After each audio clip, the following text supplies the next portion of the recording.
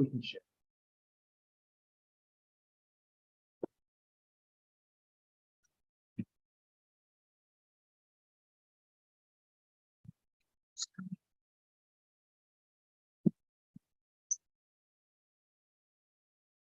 Yeah, new technology tonight, so we've got things like it.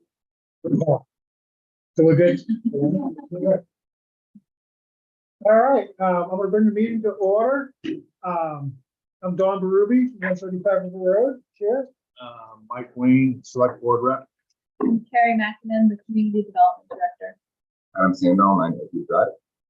Dave Glazier, 80 Road. Jim McDaniel, 117 Page Road. Jonathan Petrangelo, 5 Whittier Drive. Sandy Crystal, 1 Shoreview Drive.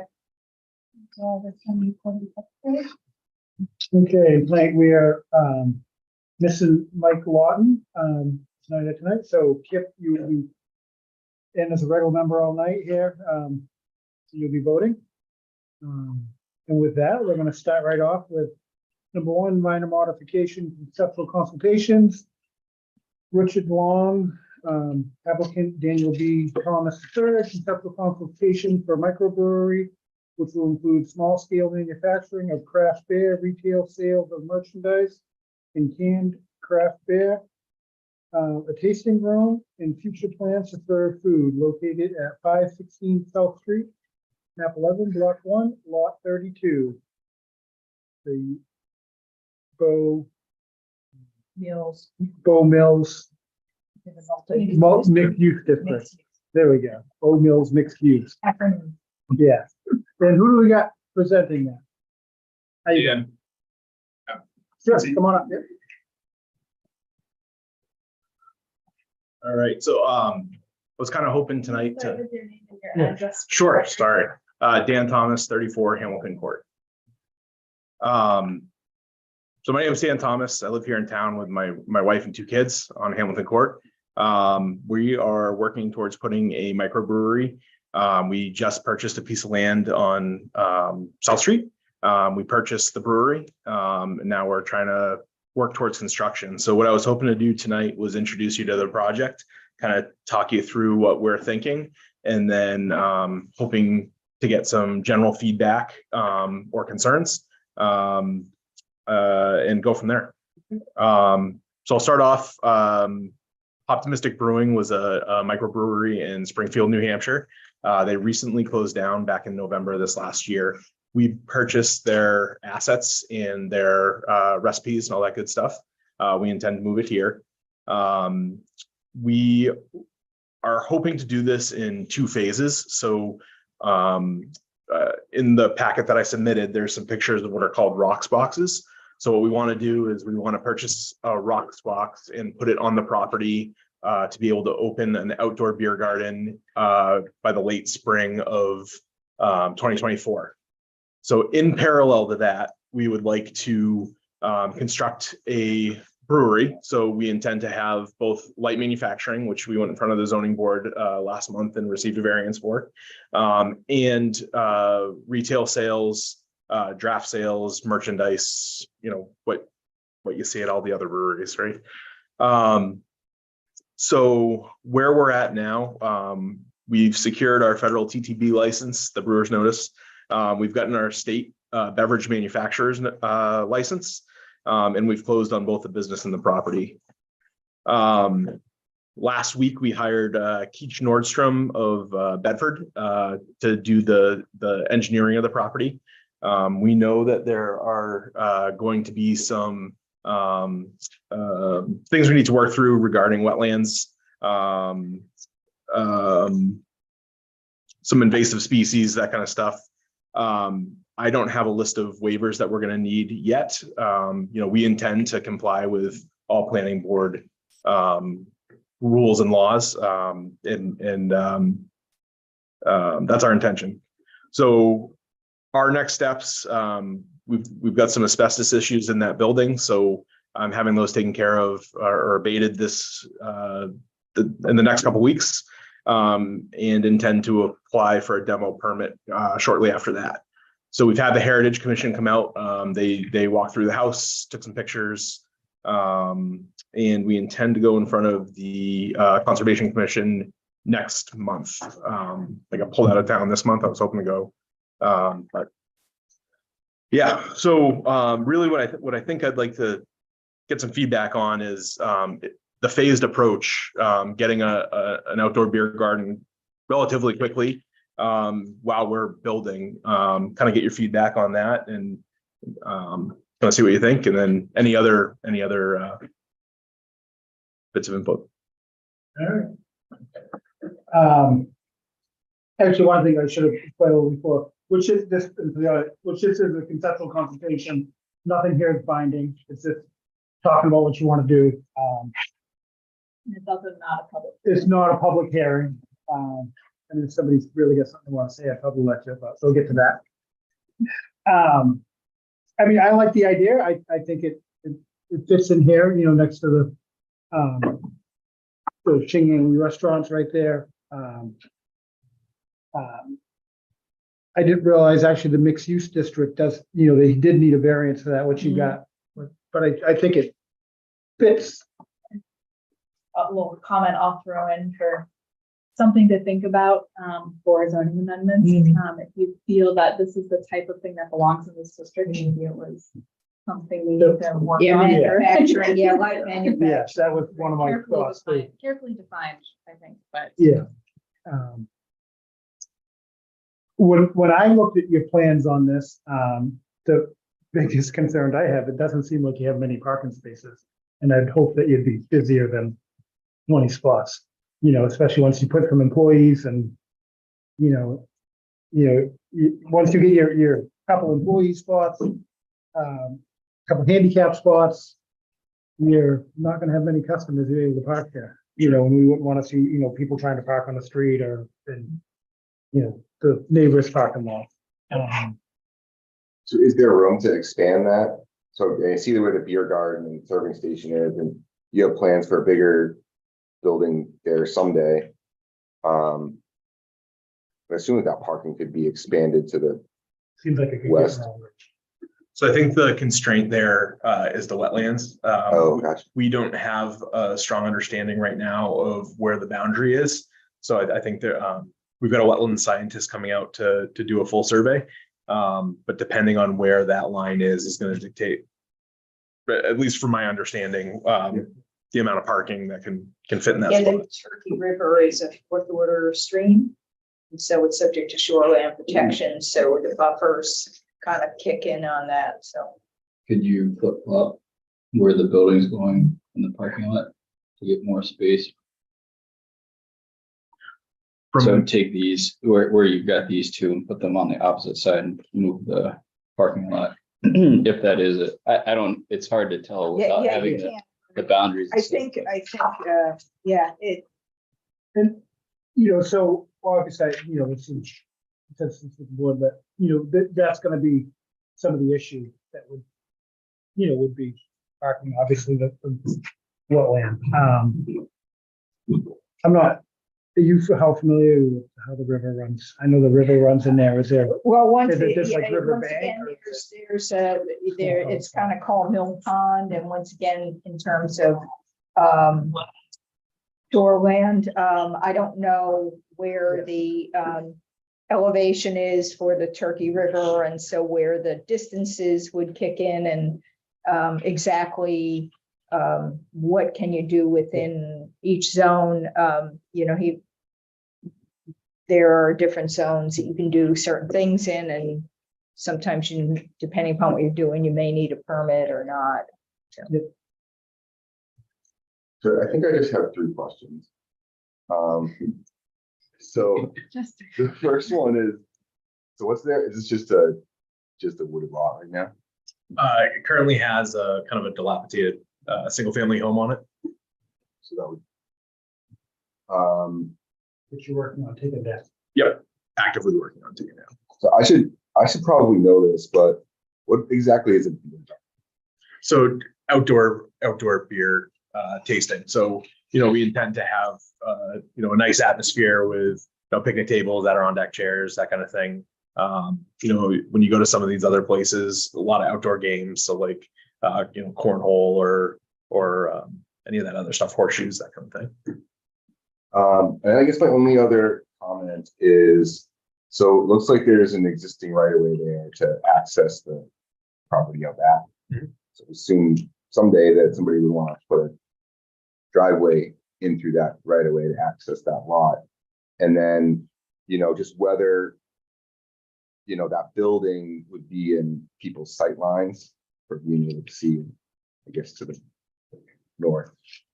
Wasn't it the Cheng Yang Lee property? Oh, that's what that, Yes. okay. So there's a right of way.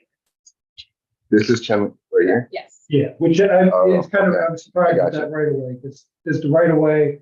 We get another small property, then is where the driveway is, right? Yes. Yes. As it works down, so. Yeah, it's an unusual there. Yeah, and I know how that parking lot in there, I don't, I think the right of way would be maybe for, yeah, I don't. Be something you might be interested in trying to purchase. I don't know, where they are with, but. My only question was on the phasing approach, seems totally reasonable. Making sure it doesn't go in perpetuity. So like if you came into some problem actually building the facility, I'm not sure we would be approving like a beer garden for 6 years, so to speak. Sure. So that's more on us to like need to put conditions on it at some point. Yeah. But just as we've seen with the Flat Lake project, we want to like make sure it's living up to the spirit of what the town voted on. Yeah. And approving stuff on the condition of future development. We just need to put some conditions on that. So, I mean, your plan now, obviously things will depend how planning goes.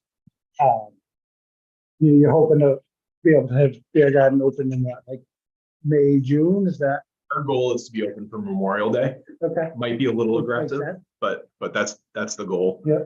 Then based on construction lead times and, our initial conversations with the engineers and architects, we're thinking the full brewery would go live sometime summer of 2025.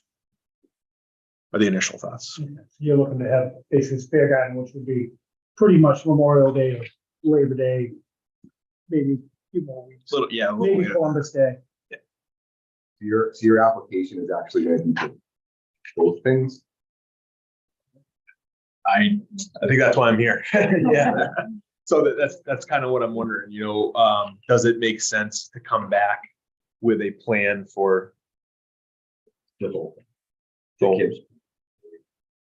Yeah, I would think the whole thing and this, knowing that you're gonna build with those. Yeah, phase one and phase two. Like, I wouldn't want, I don't think we should be approving a phase one without approving phase two. Right. Any phase project, you gotta, which we kind of, I don't that think became an issue once, so. Say that again, I I'm don't sorry. think you'd want that either. On certain, let's not move to phase two. Sure. Just get it all in one shot. I have to agree with what Dan's already said, like the parking spot situation, I think. Cause I don't know what the requirements are on the handicap. I think it's 2. Isn't it 2, not just 1? For that Up to business? 25, it's just one. I don't remember for certain. Okay. Right, but the number of spots can be determined by the size of the building, right? I think for the restaurant, it's based on the number of seats Or, and yeah, the size, so so, kind of a combination of factors. So you may have to have an additional handicap spot, which is gonna reduce the number of other spots, and I think that you're gonna have more than just 20 cars in there. Yeah. Or 18 in that case, Yeah, I mean, that 2 handicaps, well, I mean, you have max, so you have, really takes 3 spaces. How many seats do you project having in the final restaurant? Right now, we're planning on 35, and that was kind of constrained by the parking. So depending how the wetlands issue shakes out, that could go up if we can get more parking in there. And I guess, I mean, I'm just not sure how it works, and that's, I think it's more of a state thing, but, the liquor license to be able to serve beer. I mean, obviously you're gonna need that. And, I mean, is that something that happens where they just basically you're serving beer out of a container and? Yeah, so We have a beverage manufacturer's license. So what we're gonna do initially while we're building is I'm leasing space in Springfield where the initial brewery started. So we're gonna manufacture there. And the license that I have through the state allows one retail location. So this would be the retail location until construction's complete, at which point manufacturing and retail would be in the Basically the container, or what do you call that? at the Rocks box. The Rocks box. I mean, that is your retail location. Yeah, Correct. everything's working out of there. Correct. What about restaurant? That's the other, I mean, so would you be doing like with porta potties or? I mean, I think that's something, again, it's probably a state issue if you're serving food, that's the whole issue with food trucks is restaurant, Sure. you know? Sure. So one of the things we talked, and I don't have an answer, but one of the things we talked about is kind of doing a modular system out of that. So adding another one to have, some storage and restrooms. Yep. But we're not firm on that yet. So, I mean, there is septic on the road there, right? Town sewer. Yeah, so, yeah. And is there a well? There must be a well on the property. Yeah, there's one artesian and a small dug well, I believe. Okay.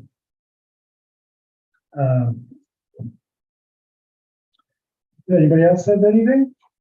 You got any more questions for us? Did we get some direction? Yeah, I think so.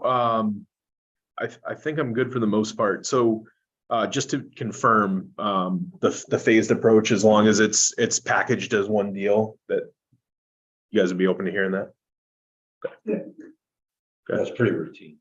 Okay. Yeah, lots of projects go through that.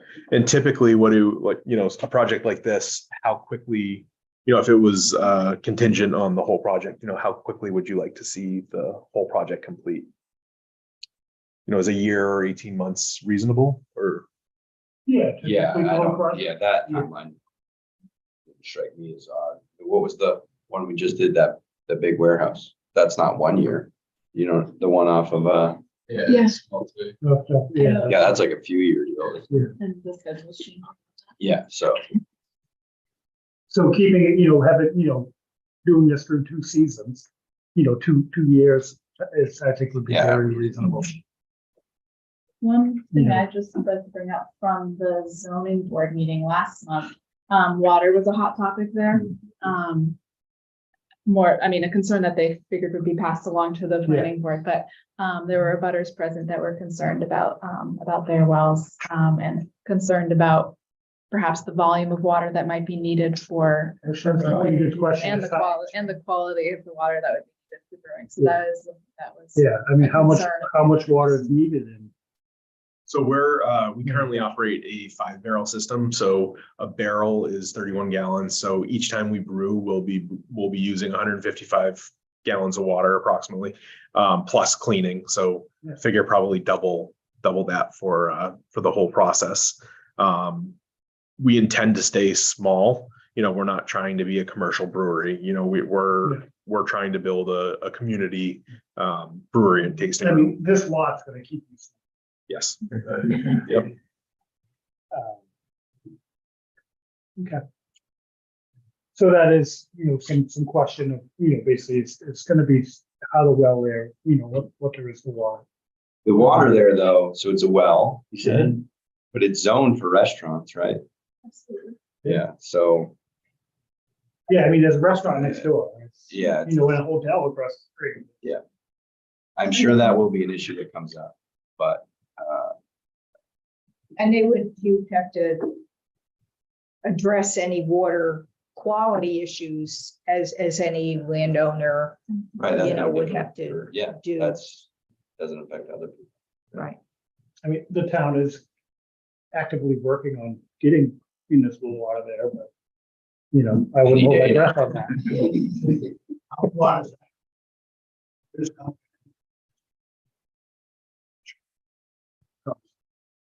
Town line.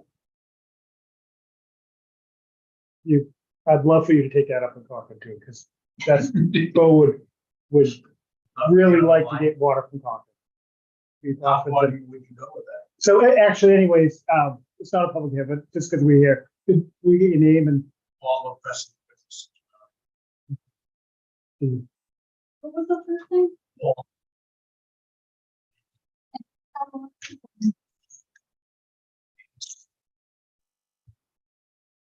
So, goodness, good questions, for the whole water issue.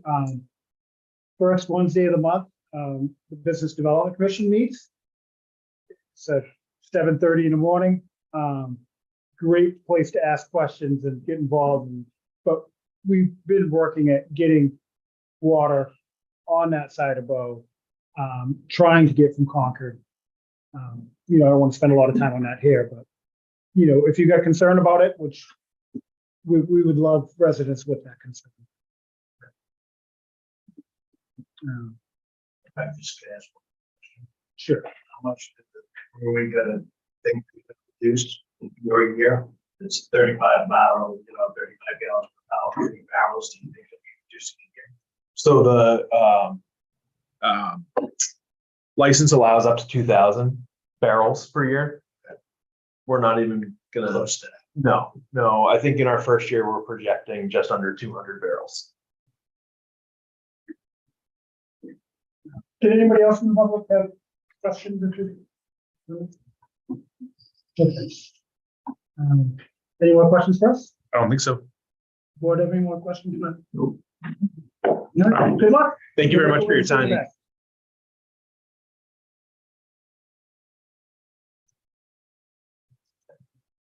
Yeah. Moving on, public hearings. Application 502-23 Tyler Buildings Inc. Continued from 7/20/23. Major subdivision for a 5-lot residential subdivision located at Brown Hill Road, map 8, block 4, lot 123, in the RU district. We had a site walk on August 12th. We will probably end up talking at the same time. We heard it is application 406-23, Tyler Builders for wetland protection conditional use permit for 2,200 square feet of wetland impact and 25,500 square feet of truck impact for construction of roads for the 5-lot subdivision and to construct stormwater detention basins located at Brown Hill Road, map 8, block 4, lot 123 in the rural zone. Okay, and David's recusing himself. So Good evening. I'm Craig Francisco, Veteran Design Consultants, Alan Buteau with Tyler Builders and Pat Canciaco also here. Basically, the plans are the same. We've done a lot of research since our last meeting and our site walk, starting with Round Hill Road being 2 rods wide as it was laid out in February 1782. That took a while to find that. 1782, yeah. Right after 3A was laid out a couple years before it, by the way. Okay. So Brown Hill Road is 2 rods wide, 33 feet. The lot was, as you know, subdivided in 73 to create these 4 lots and the remainder. I'll get into that a little bit later on. We have also, assuming some trees, I shouldn't say it that way. The trees, the property, and 1 tree right here in the right of way. If those trees are cut down, the green line represents 330 feet of site distance, and we have over 400 looking left. In the town requirements 400, AASHTO for a 30-mile-an-hour road. I'm gonna make sure I read this right. Requires 335. We have 330, so we're close. Not quite there, but 5 feet, 1% less. That's assuming the 30-mile-an-hour speed limit. The safe stopping site distance coming up the hill is 184, going down the hill is 215. And again, we have over 400 feet of safe stopping distance, safe stopping site distance, whatever it is. We got 400 feet 400 feet. of safe stopping, because you're looking out here. It's this guy driving down the road, is looking here. He's not looking over here. He's not, Right. So, yeah, you know what I mean? okay, yep, he's not looking at it. Right, he's not worried about the guy off the road. He's worried about the guy in the middle of the road. Yeah. And you can see further straight down the road. This intersection distance is the guy standing here looking this way. Yep. So that's. No, I get that's that. backward. Want to make sure everybody got it, okay. Where else are we gonna go here? So in 73, this whole thing was created. I think I got that down here.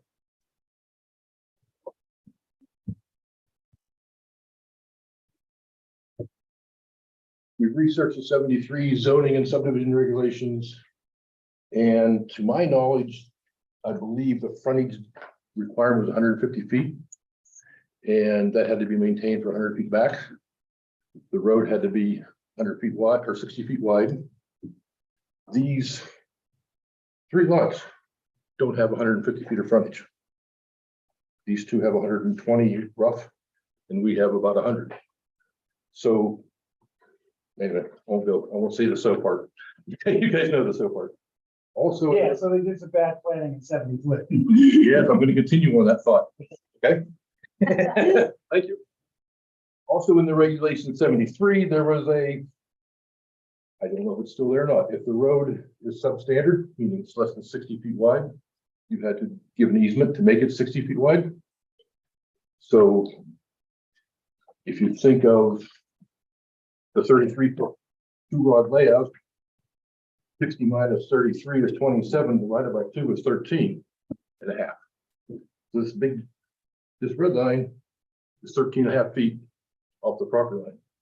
Because that should have been, or could have been, whatever you want to call it, an easement to the town for part of Brown Hill Road widening. If that had been done, we would have had 400 feet of sight distance both ways. Just FYI, that goes back to the bad planning you mentioned. So anyway, I think back to my other point.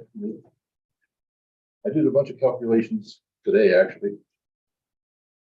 I was confused why these two didn't have 150 feet of frontage, just like you mentioned earlier. If you take out these two little flares, if these lines were straight the whole way to the road, they would have had just over 150 feet of frontage. So somebody thought we needed the flares for the road, and these people lost roughly 30 feet of frontage because of the triangle. That's my supposition on the end of that. It's kind of strange that it does have just over 150 without those little triangles. What else we got here? A little list of things to talk about. In 73, I didn't see any provision for any site distance requirements. So if this was going to be a road, it wouldn't have. Anyway. So that kind of was our hardship for our subdivision site distance waiver. What I just went through. I also noticed, I think I mentioned sidewalk in 2019, I think. Vaughn Court was approved on Auburn Road, which is Silk Farm Road up Concord. And a waiver was granted for 375 feet of site distance. And that developer put up what I'm calling a radar, what do you call it here? Solar powered radar speed sign. We're willing to do that also. I would assume it'd be. So, we're gonna think this one. Probably about here someplace. So it's not blocking anybody's sight this way. If these people see it. Isn't that where, isn't that where, Hey, I'll open this to the public after. And that's just, we could certainly discuss the location wherever it goes. I know you want me to buy your property. And that Alan. Yeah. Keep it up there. What else I want to talk about?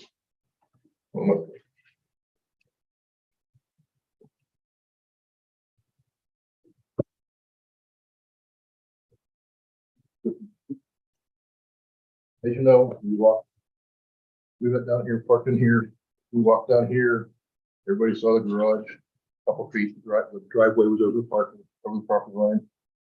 We saw the corners where the back lines are.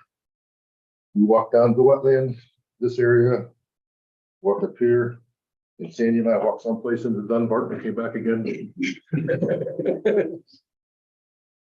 The sidewalk, pretty much, we covered the whole thing, sidewalk, that's for sure. That's really all I got right now. Oh, I forgot one thing. The review engineer and or public works wanted this road paved or curbed through here. We're proposing curbing here mostly because we've got to get their runoff in these basins. But they wanted curb the whole way down, and that's probably a good idea because it would help out the Dukes with their well. Putting the curbing up and keep the runoff from going towards the well and get it away from them. It would also help the grading around the driveway and garage. We're showing a 3-foot panel shoulder, then a ditch, then a 3-to-1 slope. So it makes it, if you bring all that into a curb, we're probably saving 5-6 feet to fill. So I think it'd make it a little bit better along both butters.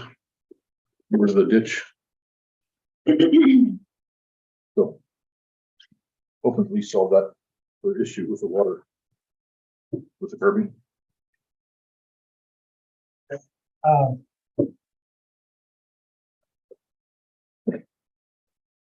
So. You have, I was very concerned of this. Just, you go back to your sight line.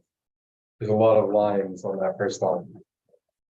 But when we were out there, Don pointed out that obviously in Don's truck, he's initially back from the road. Yeah. So what is the sight line from someone in a normal car sitting in their cab going, I'm not worried about down the road, but up the road? Not about so much what was approved in 1780 something, but like in today's world, how far up the road can you see from a car? I'm gonna have to ask you a question. I measured my pickup, another guy's pickup, 3 guys at work and a couple other cars. The longest one I saw was 7 feet from bumper to the back of the seat. Okay. AASHTO says 10. I used 8 to get 330, sorry. It's the green line. Green line is 330 feet. That's back 7 feet from the edge of pavement. To go back to 10 feet, we're about 325. Doesn't it have to be where the stop bar is. You're gonna be stuck where, That's the 10 feet. and then the car stops. Right? Doesn't the car start? Stop sign? I think that's the 10 feet where the stop bar is, and that's, I don't know, I've just read AASHTO. It's probably, this is probably 3 feet to the stop line is 3 feet. And when you're measuring, there's not white lines on that road anyway, right? No. I mean, but that's pulling right up, to the road. Like getting your bumper up, the edge of pavement is where you see it, or On a 1-degree. very, very close. I have a very tough time with the sight distance. I mean, because it is the downhill. And as you bring up what happened in 2019, which actually I drove by there because I wanted to look at that tonight. We're talking a considerable difference of footage. And the problem with that is, because, here you are an engineer, bringing up, well, you did this one at, that was 25 feet short of, right, it was 375. Now you're at 335, 330, you're 75 feet. So, or 70 feet. The next subdivision that's 80 feet or 100 feet is going to bring up, well, you did this one and you did that one. That's that would you mentioned that to me at the sidewalk. That really made me think we shouldn't approve the site distance, because the next one, it's just going to keep getting less. What's over on Silk Farm or Alban Road is It's flat. It's definitely a lot easier one to make provisions for 25 feet short. the same time, the regulations say 400 feet. I'm speeding that out. ASHTO says 335. Right. But your regulations say 400 feet for ASHTO if ASHTO is more. So we're only 5 feet off ASHTO. Feet. That's And part of it is because our speed limit's 30 miles an hour. Yeah. I think that for safety, we should raise all our speed limits to like 45. And then, because people are gonna drive whatever speed they want anyways. And then we would, sight distances would actually get reasonable to what traffic travels at. Probably a lot of people that live on the road, keep their speed, under 40, that doesn't seem too fast. I doubt many people are actually driving 30 miles an hour. We did get some speed data from the Say- police. the butter has some speed limit done. I'm gonna guess the average is about 40, 42. So But again, that's an enforcement issue. That's not a design issue. No, well, You don't design for what you design for the speed limit. You don't design. well, I mean, our biggest problem is that we set our speed limits not to what they should be, what people are gonna actually travel. It's just, that's, And even at the speed limits, you're asking for an exception. Right. yeah, and at 30 miles an hour, it's actually, you're 5 feet shy of I think ASHTO. we got plenty of stations. Yes, I don't think, we are 5 feet short of the intersection sight distance. We are well over the safe stopping sight distance. Safe stopping. So somebody driving down this road and you pull out, they're gonna see you before you get 400 feet away. So they're gonna be able to stop. You may not see them, but they're gonna see you. That safe stopping distance is for 30 miles an hour. Yes, but it's also got those numbers. Good. What is it for 40 miles an hour, or 45 miles? Oh, I hope she put this in this letter. No, you didn't. It's an applicable, it's an enforcement issue. From memory, I think it was about 245. So It was less than 300, I guarantee that. it is an enforcement issue, It is, and I'll agree with you. and the road is narrow, it's an existing condition. It is. So, but for us to, to give the waiver to it, to say, we're gonna put, 5 houses coming out on this road. Because, our police department isn't out there every day watching people and, keeping a car there to keep people at 30 miles an hour.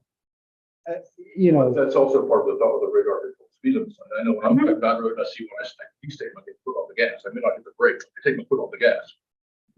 Yeah. It's gonna slow you down some. Yeah. And then you're gonna have some that, see how high they can make it go.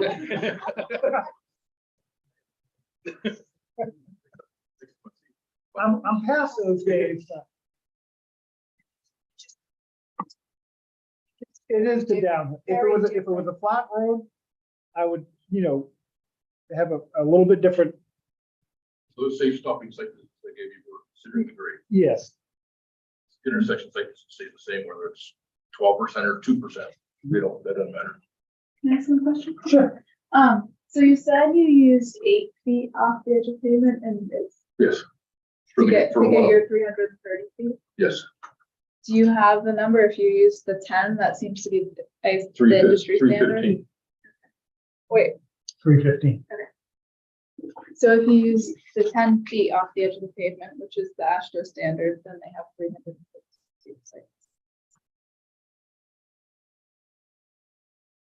But which one do you use? If your regulations say 400 feet, or after an ASHTO analysis, what do you pick? How do you determine which ones to be Well, used? I think we have, what our regulation is what we do, and then when you're thinking about granting a waiver, like our 2019 one, while they exceeded ASHTO, and they're 25 feet under ours, so, and here, let's put something in to slow them down, and I mean, I can see where that made sense in there, because you have that piece, I mean, we use our regs until, there is an issue, and then you look at the other ones to see, and you're not quite meeting those.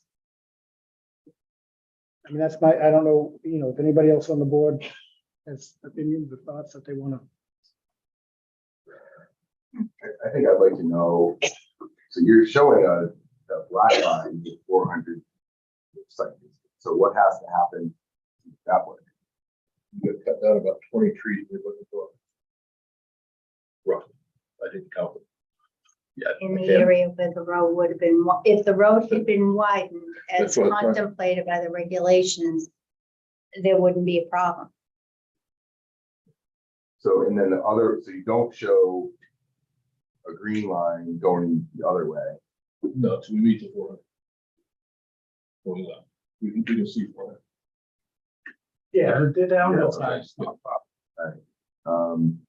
So you would have to get some kind of landowner agreements to remove all of the trees within the red At least in order to get your 400 feet of site.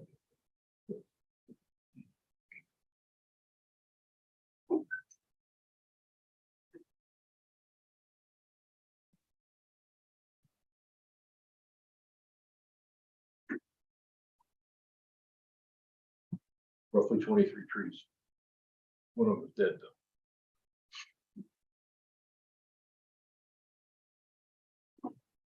It definitely is a hardship. There's no question about it. Yeah, I mean, if you guys are, looking to put a driveway in there, you'd be putting a driveway.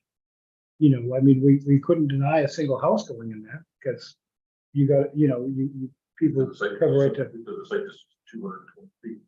Is it, yeah, or whatever, because, I mean, even if it was less, it would be a blind driveway, I mean, because it's poor planning in 73, but, you can't just landlock land, What's the difference?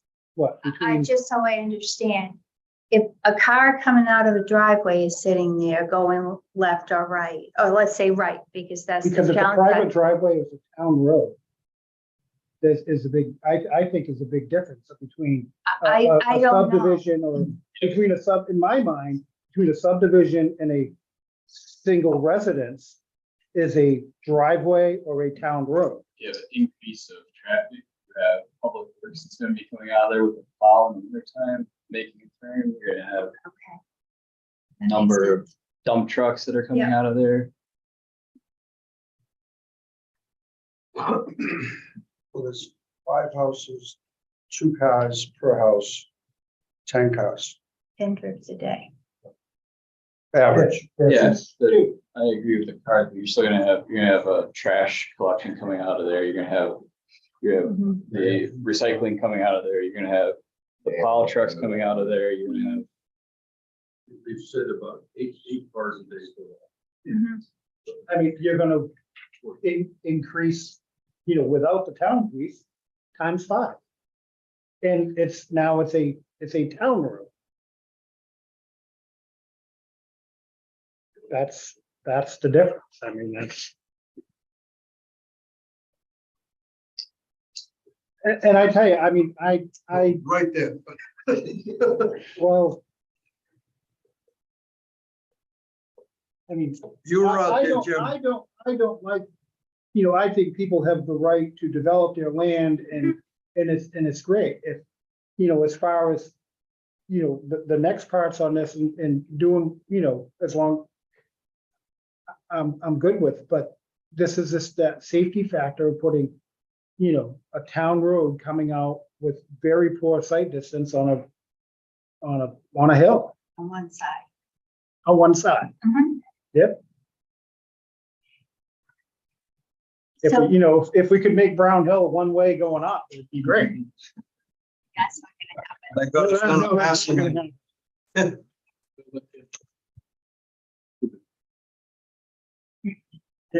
Because they wouldn't follow it. That's like the Dunkin' Donuts by extra 10 that says no left-hand turn. Yeah, right. Yeah. Well, how about that light we're talking about?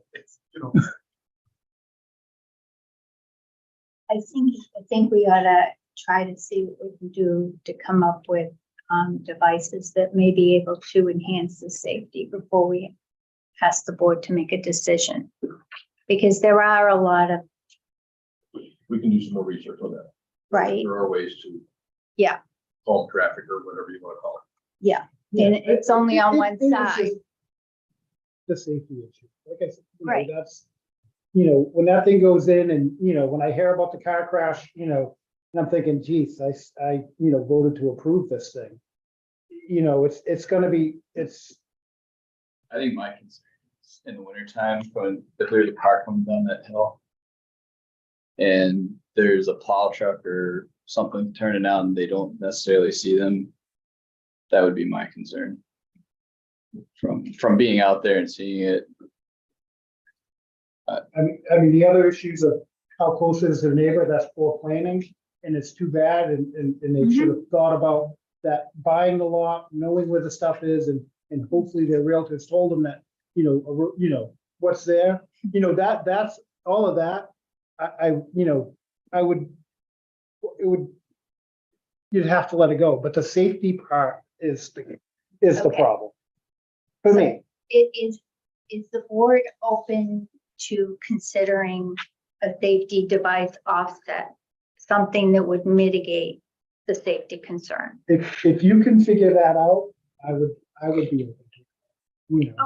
I just don't know we what can that try. is, I mean. We don't You either. can get the butters to set that a bunch of trees, you, sidelines. Well, I think that it would have to be something, it's gotta be within their right of way, something that the town could maintain, Yeah, I would think. exactly. Because you could just go back. Right. Stops traffic in here, steep turn off, I other think, people. I think we Really may have good to idea. do that. So we'll, Wouldn't the town own most of those trees off the road? if they did what they were supposed to do in 73, yes. Yeah. But they didn't.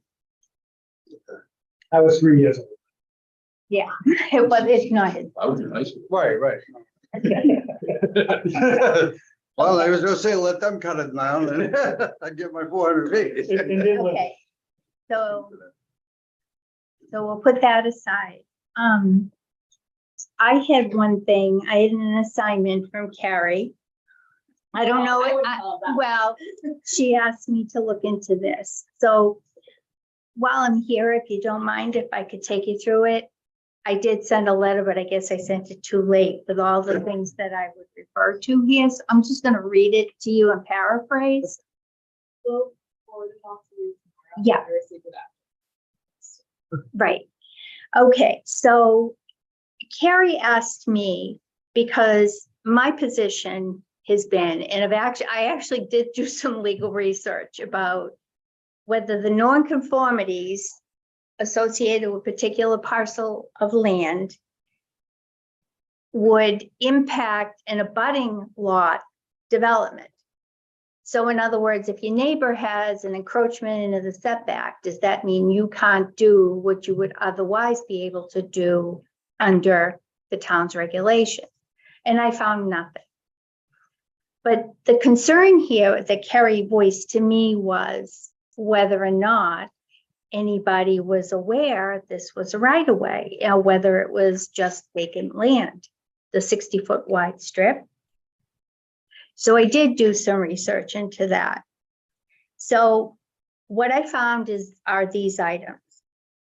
The right of way was created by the Bow Planning Board when they approved the 4-lot subdivision that Craig showed you.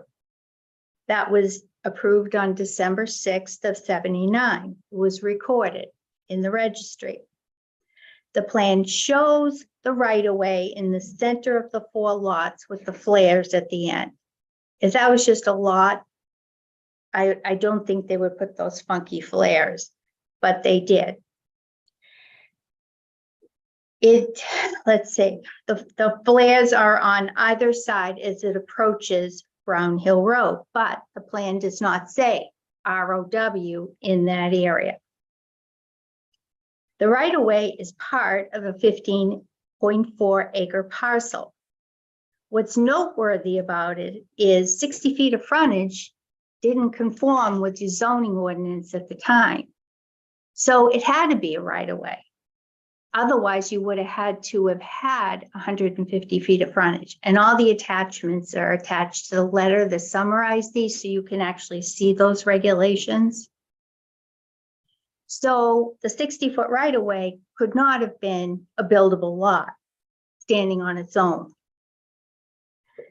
When it was approved, the regulations required, and I put this page also attached to the letter, that future extensions of streets be platted to adjoining unsubdivided property.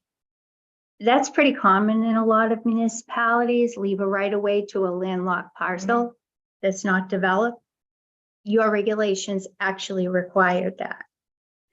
The right of way 60-foot width alone is consistent with the regulation requirement. Even back in 73, the vote required the 60-foot right of way, which is fairly unusual back then. Almost everybody had 50 feet.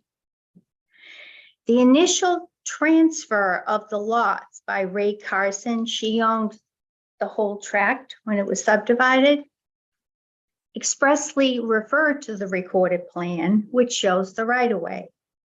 The deed language for the conveyance on either side uses the term right of way. ROW is in some of the deeds, and roadway is spelled out in the Cooper deed. And those were way back in 1978. Even the deeds that are vested in the current owners include all those same references. So it's in the deeds of the two abutting lots. Under the law, real estate purchases in New Hampshire are charged with constructive notice of all the instruments recorded in their chains of title in the language used in those instruments. The language has a tremendous significance, should be read carefully, as well as the documents that are referenced in your deed.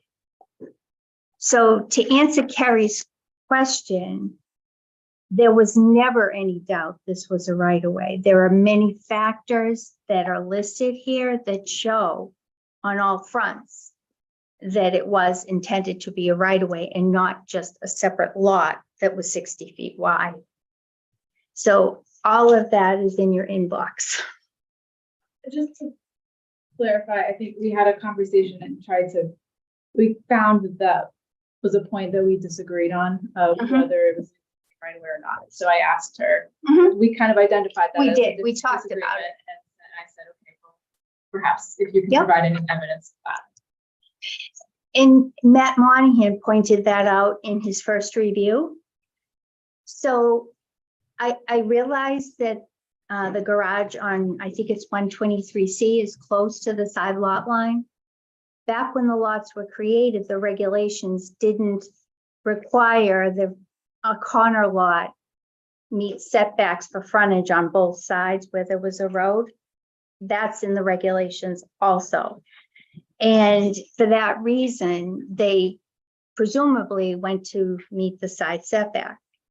But way back, even weeks ago, I had Carrie pull the building permits. And there was never a plot plan done.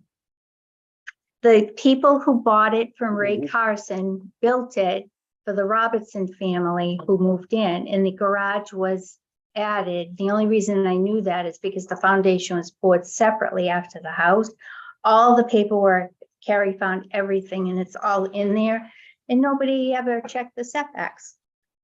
So it's unfortunate, as you say, poor planning, non-enforcement, the whole 9 yards. But here we are, and this guy now is stuck with this, this bee's nest, trying to navigate its way through to do what was intended with this parcel of land. And like I said, as far as being the right of way and how close to the house, that's not the issues that I have. It is It's the all, same. I mean, I feel bad for it, and it's, Yep. it was poor planning and. Yep. But. Well, we're gonna put our thinking So- caps on, and we'll come back and see what we can come up with to address those concerns and have maybe Steve Pernall look at it. He is very good at this stuff. Okay. Okay, So this is a public hearing. I do Yep. want to give everybody a chance to speak. I'd like to keep it short and sweet, because if they find a good reason, we're gonna basically start over and it'll be another public hearing. So, right now they have some work to do to figure this out. I have no idea how they're gonna figure it out. But with that, I'm gonna open the public hearing. If anybody has some comments they'd like to add now. Yes, sir. Just please state your name and address. Phil Simon, 54 Brown Hill Road. Can you spell your last name, please? That's not Hume, O-N-E. My wife. She sent a letter to the board. Read it. First thing I'd like to say is I'm impressed with a lot of the considerations that you guys have mentioned, both in connection with this and the fellow with the brewery. But I have to tell you that the sight line that he's talking about is totally wrong. There's a 275-foot mark next to my mailbox, okay? You can't begin to see it from there. You have to go about 100 feet further down, and that's on the mailbox side of the road. I mean, we were out there and I was looking, I see where the marks Okay, but are. it's not- You're gonna pretend. School bus coming down the hill. School buses actually go to speed limit. They're very good. Nobody else. Well, that's good. Nobody else does. Absolutely right. But we're talking about a 20-degree, at least a 15-degree grade on a very sharp hill.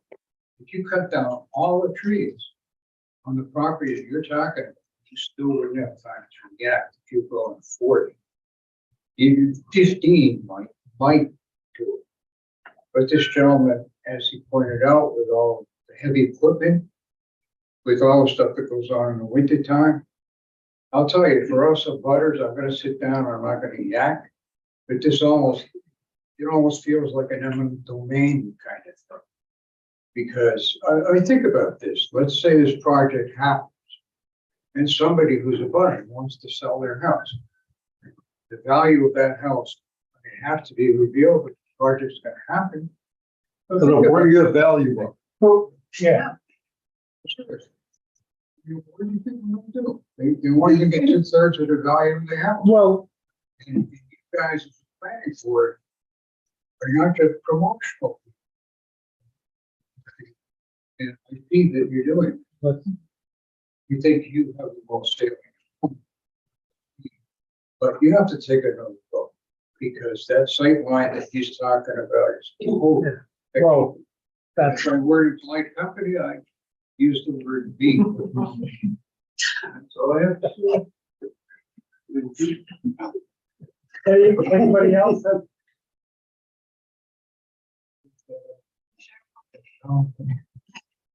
Jessica Duke, 50 Brown Hill Road. Before I dive into it, are you gonna be voting on this tonight then? I don't think there's even gonna be a motion made, that's what it is. So what would be I the don't- next steps? You just wait until they read? Yeah, Okay, which could be whenever months, we don't know. we don't know. Okay. We don't know, I mean, that's the, Yeah. the applicant, sees that, our concern and, that we don't want to approve this, I mean, we haven't voted on it, so, who knows, somebody could make a motion, and we could say that we approve that, then we'd move on to more, but, Tonight. Well, you can't guarantee I that. can't guarantee that, I mean, yeah, they haven't officially withdrew a motion yet. Then we wouldn't be voting. Okay, but if they don't withdraw their application, Could be could voted. be. So many questions. There is. So, Okay. I'll give you this, if we go to, for some reason tonight, if they find a magical way to make us think the sightlines are okay, will reopen the public hearing. So again, Jessica Duke, 50 Brown Hill, I directly abut, the property. we had our lawyer send in a formal letter as to why we're asking the board to deny the applicant's site distance waiver, as well as just some general objections to the subdivision plan. There's a lot in that letter. I'm not even gonna go through 75% of it because you want it short and sweet, so I will skip like a ton of stuff. But a couple things I do want to mention. I want to focus on the sightlines, obviously, the current waivers being requested. I will refer to the letter because I'm not a lawyer. I'm probably going to misquote if I try the laws and cases and whatever, but it's all in there, I promise. During the last board meeting, we did state that our main concern was safety. I think that's everyone's first concern. We're really worried about this road being unsafe conditions for our neighbors, for our two girls. Bringing up winter conditions, that's something I wanted to bring up too, because sightlines as they are now are obstructed, but now you got snow and you've got plows, etc., icy conditions. It just makes it a lot worse. It's like throws my whole. I had a very concise plan and you told me to keep it quick and now I don't know what to do. So I don't want to waste time, so, and if we're gonna open it back up to another public hearing next time. It's not safe. That's our thing. There's nothing you can do to reach that 400, sorry, slapping you in the face. There's nothing you can do to reach that 400 feet. It's unsafe for many reasons and stuff that we're clearly opposed. If we open it back up, I've got a lot more to discuss, but I'll close it there. Yes. Thank you. Jean Cooper, 52 Brown Hill Road. I just feel like the 400 feet is there for a reason. It's there for safety reasons.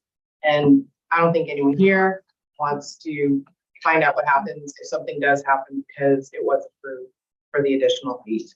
And just more, we have no intentions of cutting down any trees on our property to improve the sightline. And you're the property on the upper. Yes.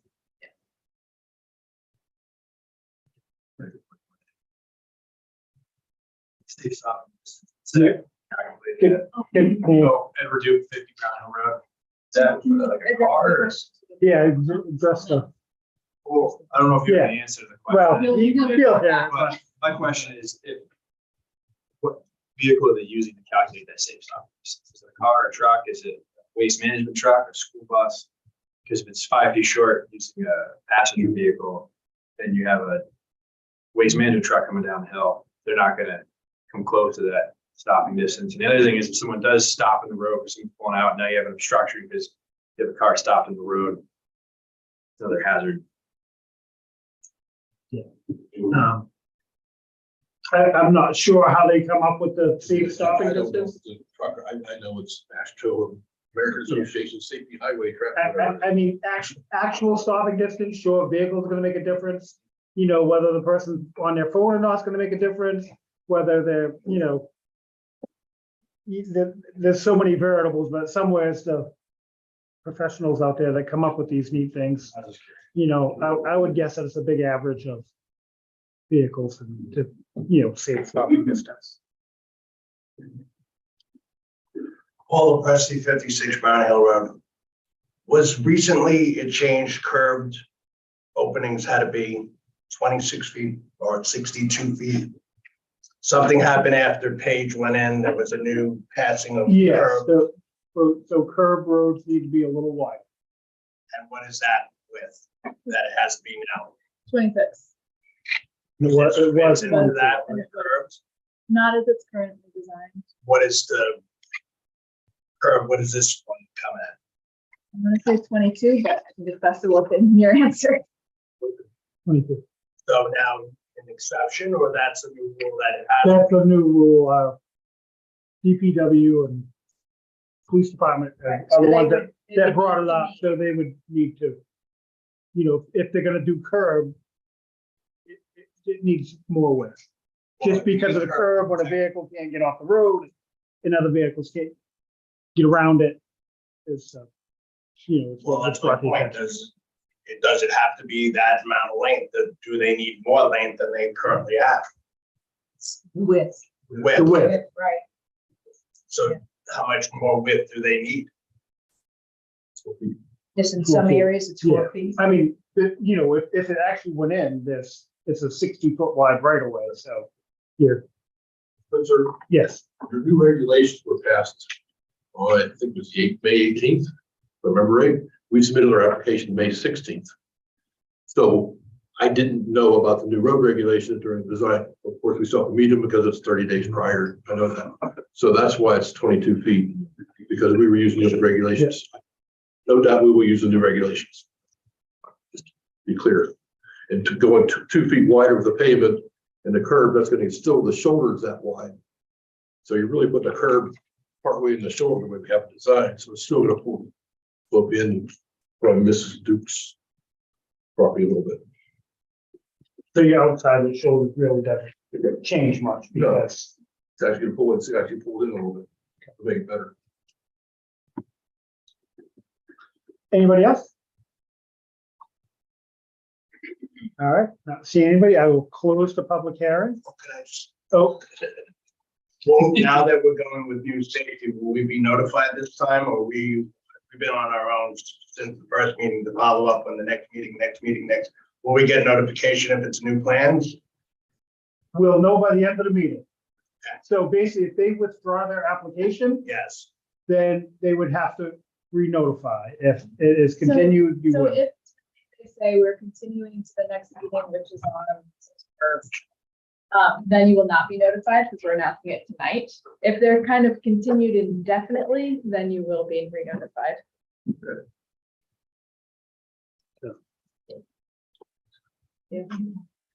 Um, So anyways, with that, I'm gonna close the public hearing.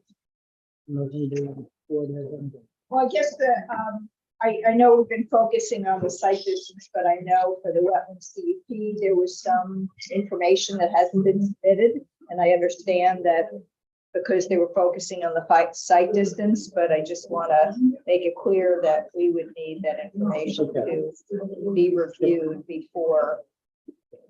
So if they get back. Yeah, they're having a little. Yeah. So. You guys coming back, you done your meeting here, or we're still starting. So with this, obviously, you know, we have this big site line distance, but as Sandy was just bringing up, I mean, there's still other issues with the wetlands and missing pieces. I mean, I think, you know, if we can't get a road into it, I don't, see a lot of reason to going for the other side. That's why I mentioned. Over here. Don't have wetland permits submitted, I don't have the all phase train permit, I don't have the state subdivision submitted because of all those reasons. Yep. So, anyway, we'd like to request a continuance for 2 months to give us time to try to solve the issue. I think with that would need to be, We can re-notify the butters, I don't have a problem with that. there's that, but also, an agreement to extend the 65-day deadline. Yes. Do you need that in writing? I can need that. It would tomorrow. help. Yeah, if you can email me that tomorrow just to solidify it, but we'll capture it. It'll be captured in the minutes. Make a motion here. So when is So the that? October meeting, The 19th.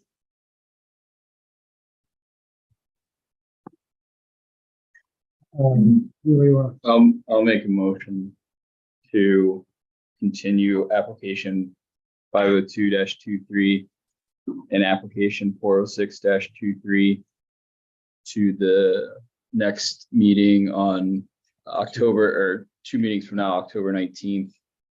In addition, the 65-day, would be given in writing, provided in writing. so yeah, it has to be usual.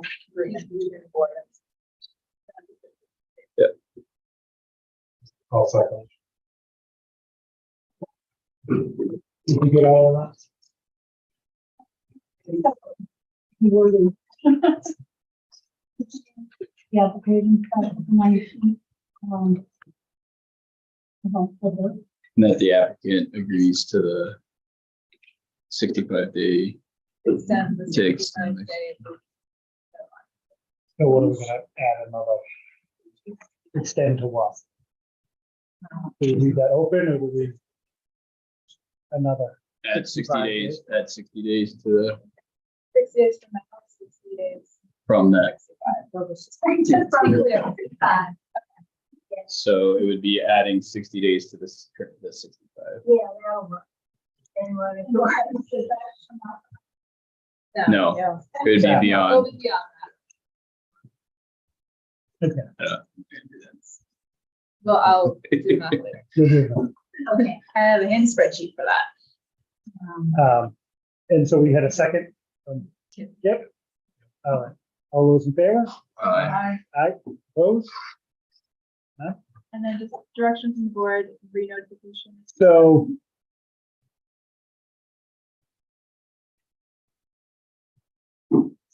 I mean, we're continuing here, normally continuation, I mean, it's 2 months. Well, I think part The of it, neighbors seem to be here. we don't know if, Yeah, we they don't know might if come back all and of, say if they're just not gonna do it, like what if they can't figure it out and then all these people show up? I will let you know. Well, I'm saying like, do we notice the people so that they know if they're, And then if you guys are gonna be here on the 19th?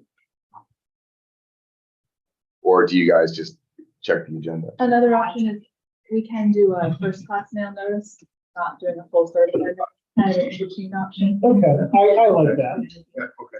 Um, Yeah, just to, save some money for the applicant.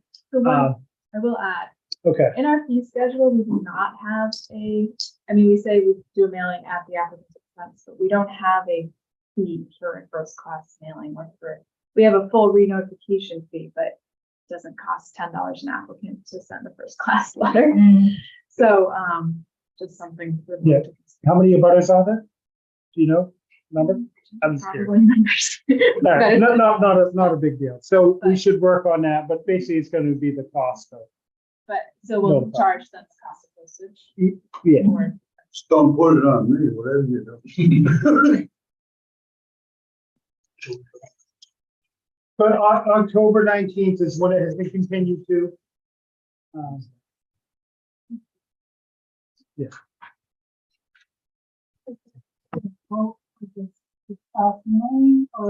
I don't think we need that. That's just a consensus. Your official, really official notice is that the meeting has been continued.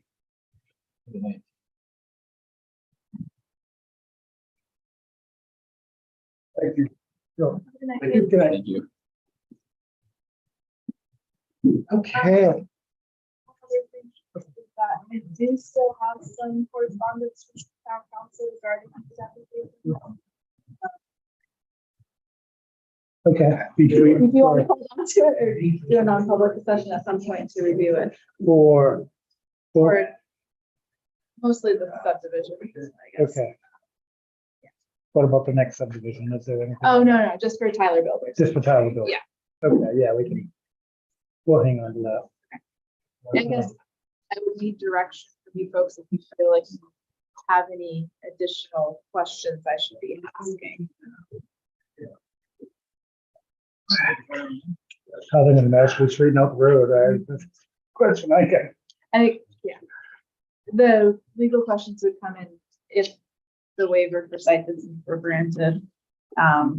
Getting to the other questions that she ran through with, was this right of way, is it an existing condition?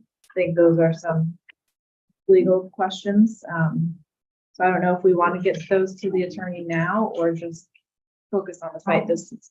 I mean, I guess, even, being a right of way, I think obviously they built it that it's gonna be a right of way no matter what. I'd vote that we should continue the rest. And then at the end, do non-public, just to make sure that if there are questions that we're not waiting until October 19th to address those questions and have it done in advance of that meeting. So that would be my recommendation. I always agree. Hard to preempt the questions, but as much as possible, that helps. I'd rather do it while it's fresh now, Yep. having So- gone through it then. Once we're done, we'll go into non-public.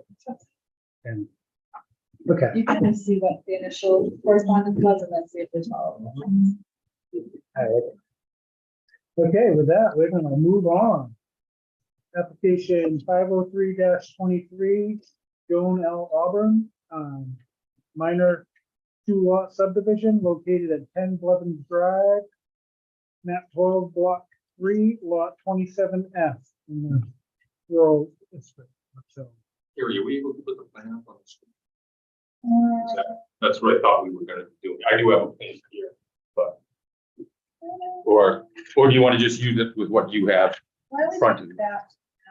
Is that, okay, okay, if that works well enough with what you people have, you're good with that. I didn't know if anyone else needed to see it. So this is basically with Rick Geddes, 8 Blevins Drive. The lot is no longer owned by Joni Auburn. We purchased it, Blueprint Homes, which is my wife who is here, and Greg Reed. It's purchased under their names at this point, the 20 acres. So this was a 35-acre piece that we purchased about 3 years ago, split it into 2 lots. And we're now looking to split the 20+ acre piece into 2 lots, basically 10 acres each. The new lot that is being developed is going to be owned by Greg Reed. He is the abutter to that lot. His reason for purchasing it is just to basically control the lot.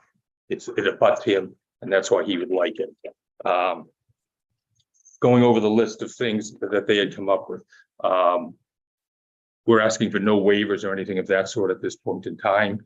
There are no plans to do any driveways, anything of that sort, so there's no wetlands that we're asking for at this time. I did check with DPW. He has no issues with putting one additional driveway off of the cul-de-sac that's there, the existing that's on that site. It would go just to the left of where that telephone pole is. As far as other department comments, there were none. There are no state permits that are required for this. We don't have that. As I said, there were no waivers as far as that went. The only thing on this lot that we have, he had Carrie on there that he said didn't find the buffers marked, but they're marked. I don't know what plan he was looking at. It says wetland buffer all through there. Oh, the building, okay, so on the building site. For setbacks. In the subdivision regulations.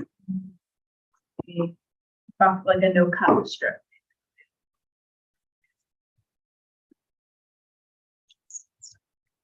And it doesn't look like. No cut strip? It's a buffer that wraps around the entire exterior of the property. Clusters. I thought that was That's what. open space subdivisions for regular subdivision. We have a 20-foot buffer around the perimeter of the original, you'll see, around the Dunbarton side and then the left side. And I didn't know if that's what, is that the one that we would be looking at? That would be a setback for buildings. I thought that's what. So there's, I think Sandy is correct. I think it's for the We have open space subdivisions. Okay. So that comment on this wasn't referring really to what we have.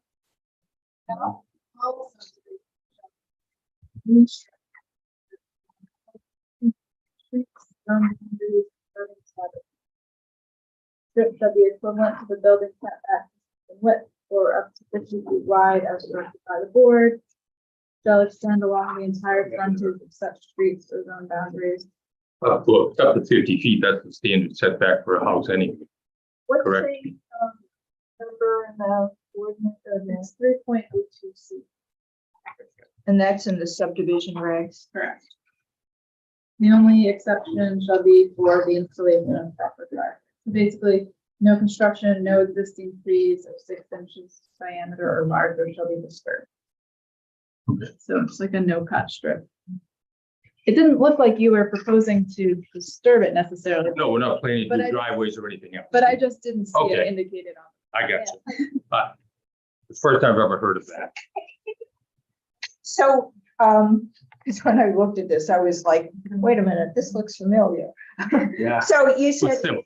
so this is the one lot of the one lot of those two that are Correct. being subdivided. Yes, yes, the Okay. original piece was 35 acres plus or minus, Yeah. maybe what we 36, subdivided. which we subdivided. Maura and I own the 15-acre piece to the right, which you don't see on this plan. That's why there's a few things on this plan that this was the original plan from the 3 lots. So it will be cleaned up prior to the Mylar and the being registered. Okay. And we then will. the next question, so why is the lot being subdivided? So Greg, instead of somebody else possibly doing it at some point in the future, so we basically purchased, Greg and us purchased the entire 20 acres.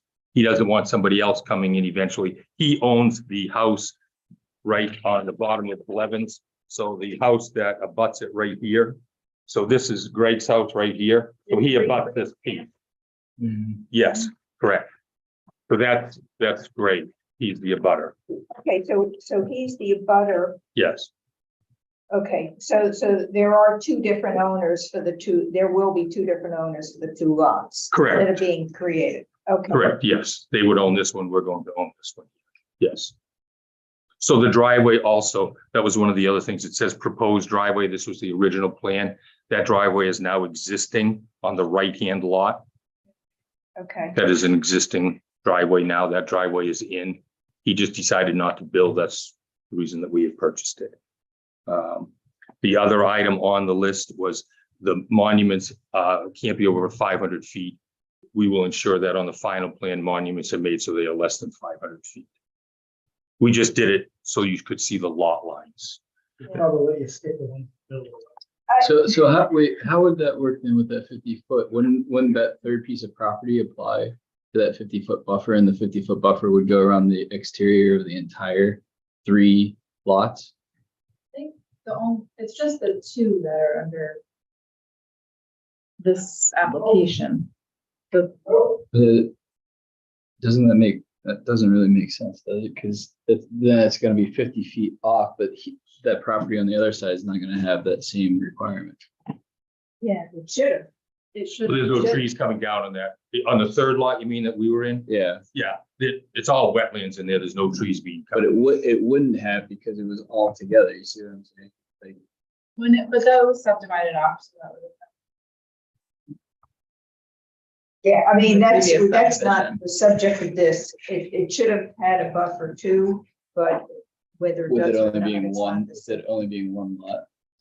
I bet you, I mean, Well, it it would might be be worth two lots. asking. Yeah. Yeah, but do we apply a 50-foot to this one? So this No, one- no. No, to No, to the other lot, no. No. He has to. yeah. But just so you know, there's nothing coming down in there. It's all wetlands. My only thing that's dry is my driveway. That's the only dry spot going up through there. Those that went out there years ago got tick infested. If you Yes. remember that sidewalk. Yeah, Remember that one? Oh, yeah. Everybody remembers the ticks at our house. What is bad this year? But so anyway, on the bound, so we can add that 50-foot. So we have to put a 50-foot buffer. The equivalent to the building setbacks. Or up to. So building setback on the road is 50 feet on your frontage, 35 on the road? I thought it was 50. Okay, Yeah, I'm 800 off, so, okay. So it would be then, 35, or the planning board could decide that they want to. so, I'm still somewhat confused on the fact. So when we went out there and we did the sidewalk, this property over here. Right. Right. So when that was like that, there would have been a 50-foot or there should have been buffer a around the buffer. entire Right, thing. You right, see what I'm right. saying? There should have been an existing. I bet you, I don't, okay. That, just so I that we're don't clear, recall that we on did, on conventional subdivisions. Yeah, that's why I'm saying Yeah. this, because I I know. don't recall that being that, No, and I it agree was with for what the she's open bringing up. space. Correct. You had, Correct. you know, so you got this little lot and you got a buffer before him. And then that buffer was including in the Agreed. open space. Agreed. So, That's why I'm bringing that up, because I don't recall When you bring that. somebody new in that reads through your actual regs. We're learning, aren't we, Gary? So if we can do the 35, that's, I don't have an issue with that. We can put that in if that's what. we're looking In some at. ways, like, things that when we do find these, we should have a list that we go through and really just look at all these different things. What is Discuss the- with board. Yeah, Yeah, Okay. I think I really do think it's probably just a matter of drawing it on the plans, because I don't see you proposing to cut any trees. No, we're not proposing to do anything in there. Yeah. That's you it. just make it, you just make it along. We can give you the 35 feet. So in the conditions, we would say that in the new plan, there will be a 35-foot buffer put into there. We can do that. One of the concerns that I have is that while the intention may be to have that lot 27G basically not to have it built on, what kind of restrictions are going to be put on it that will include that? Because access there, it's all wetlands at the front. Right, so we've talked with two different wetland scientists. Both said, if you're willing to spend the money, there is a very buildable piece of land, as you can see in that section to the back left. There's 4+ acres there that are all uplands. And how big is that wetland crossing? Well, How big would that wetland crossing be? they simply said it can be done if you wanted to spend the money to do it. So we're not looking to spend the money. We're not asking that at this point. Is that we have lots now that years ago, someone thought that, oh gee, well, that would be an okay lot to leave as a developable lot, in the future, and our regulations and stuff, we get into issues because it's a huge crossing. Mhm. And maybe we would not permit that. I mean, with DES, maybe DES would, but maybe this is a major impact. And you would require mitigation. I mean, it's like, what would the size of a crossing be? This is, And I get- to permit to allow the creation of a lot that's going to have a big impact, should a driveway be put on there, is totally in opposition to doing good planning. We shouldn't be, unless the lot was going to be restricted from development, I would not vote to approve this because of that wetland impact at the front. That's ridiculous. My position would be that when that time came, that they would have to come to you and say, this is what we're doing, this is what we're asking you to approve, and this is what we're going to DES with. So we did the due diligence to ask, is that something that could be done? And the feeling is, yes, it could be done. Would be, and And if they decided to do a crossing, we would come back to the board and you would have the opportunity to decide on it at that point in time, is what it is. On it. So,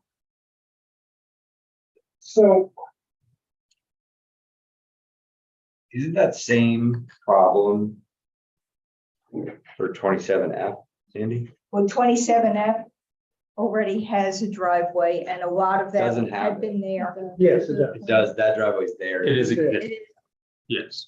and it actually was kind of an existing, Yeah. well, it was a road that was sort of created. It was created kind of through a wetland at some point in time. Right, I mean, it's right in the middle of. But the wetlands kind of go around it. It goes Because they go- around it now. It's not like the It was like a large wetland. cut through there that was like raised up slightly around the. So when we had the site walk originally out there, as you all recall, there's on that proposed driveway that says proposed, which is now existing, there is a box culvert there. So the major flow on this piece of property comes down right to where that box culvert is. All of the uplands from the right side drain to that one area. And when you get to the left-hand part, the real flow, and if you look at your maps, you will see that there's kind of a V that flows right off of when it comes down Blevins. It comes across there's a culvert, and right where this V is where the wetlands basically flow. If anything were ever going to be done, it would be coming off of this side, which is just, it basically became wetlands because the uphill development dumped their water here. The flow of water would never be completely interrupted here. That's not what would end up happening. If somebody did decide to develop this, the real wet area is right down through this area here. This is not that way. If you did anything, it would come across over this corner. So you'd be coming through the higher part, which when we walked it, if you recall, there were beautiful oak trees there 15 years ago. It's wet because Oddly Divide lets the flow come down, but it dries up in the summer months and then it gets wet in the spring, is what it is. So, Been wet all year. well, we've all been wet this year, haven't we? But the real flow, if you were to do a driveway here, and we looked at it with the wetland scientists, would not be through the true wetland where all of the flow comes. It would be in the upper part where you would, again, if it was a box culvert that was needed to be designed, they said there are ways to do it. There are appropriate ways to do it, and we are not impacting the major water flow that is on this piece of property. All of the flow comes to the very center of this. It's basically a big V. And it's not a stream flow that comes down. The flow comes off of Blevins when they did the drainage there, and it comes into that V just along where that new lot line is. And there would never be a driveway going through that portion there. It would be to the upper side, which is nowhere near what it is on the other portion. It still is, what's the scale? An inch equals 100 feet, so you're talking about, at least 400-foot length of a crossing. So, I mean, you're talking about at least a minor impact project. Yes, and I mean, you have a buildable uplands piece of property that you would be talking a minor wetlands crossing. I'm here again in 5 minutes for another presentation, which is a minor wetlands crossing, which would be similar to what this is, which is DES has their regulations, the town has their regulations. And my feeling is as long as we follow all of those, that we would meet we have to meet your criteria. Yes, but in 2023, we shouldn't be making a law that you have that large of a wetland crossing. This is what I'm saying. It may have been done years ago, like the other lot that you'll be discussing, but the fact is we're not protecting wetlands if we're creating lots that automatically have a large wetland impact. This has come up when we've looked at other subdivisions. We've talked about the fact that, planning a subdivision where you have to have a wetland impact to access the lot is just not something we should be doing. And again, I would say we're looking at one driveway going through. We're not looking at putting in a road with 10 lots on it or anything of that sort. I mean, if we looked at the wetland impact on the last one, it was 75,000 square feet or 75,000 square, I think. No. What was 25,000. 25,000 square feet? A buffer. A buffer, it's buffer. Yeah, it was. Okay, I just saw a very large number for a roadway going through. On this one, we're not talking the major flow. It's not going to be near where the driveway is. And we're talking a driveway, which is basically 12 feet wide, plus your slopes. So we're not talking a major one. And again, that's one of the reasons they came up with box culverts, which is what was done on the other project, which if you were to look at it, basically has a flow lane on one side. It has a travel lane for the turtles on the other side, which is all stoned in where they have that ability. So that The road that went through a driveway that you have fill for that whole length, you disturb the hydrology. You change a lot. I mean, all the hydrology would really disturb when this development went in. I understand it's gonna keep going. I mean, that's, looking at this, and that was on the first one, that was a lot of the, how this flowing is because this development has pushed it in here. I mean, Well, it's a. I'll say this.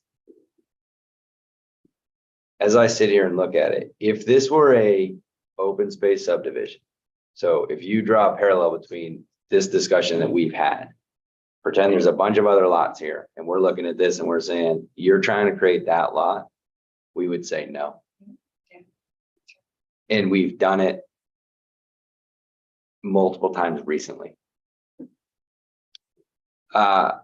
Because that we have viewed that type of a situation as not really buildable, even though technically it is under the regs. We would be like, you're trying to engineer it too much, and that's not within the spirit of the regulations. That's what we've said 3 or 4 times. When she first raised it, I was like, no, we'll just deal with that later. But then I'm thinking about those other subdivisions, and I'm like, that's exactly the issue. So I see this, I feel like I understand what y'all are doing. But I think the board does have to think that this in the future down the line is a developable property.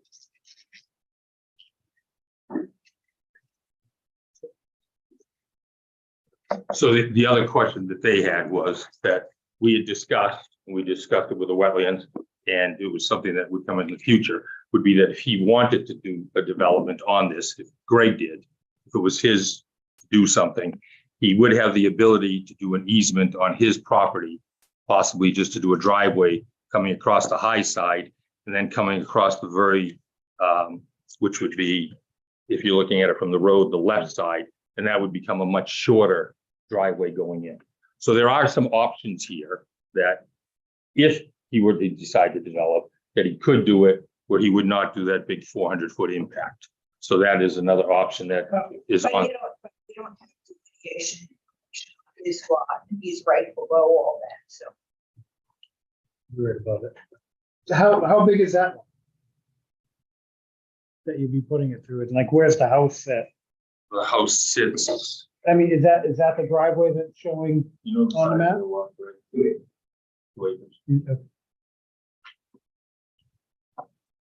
And the cut in, that is your driveway? Or, yes. So the driveway is there, the house sits to the left-hand side of the driveway. So there's 50 feet or so below that.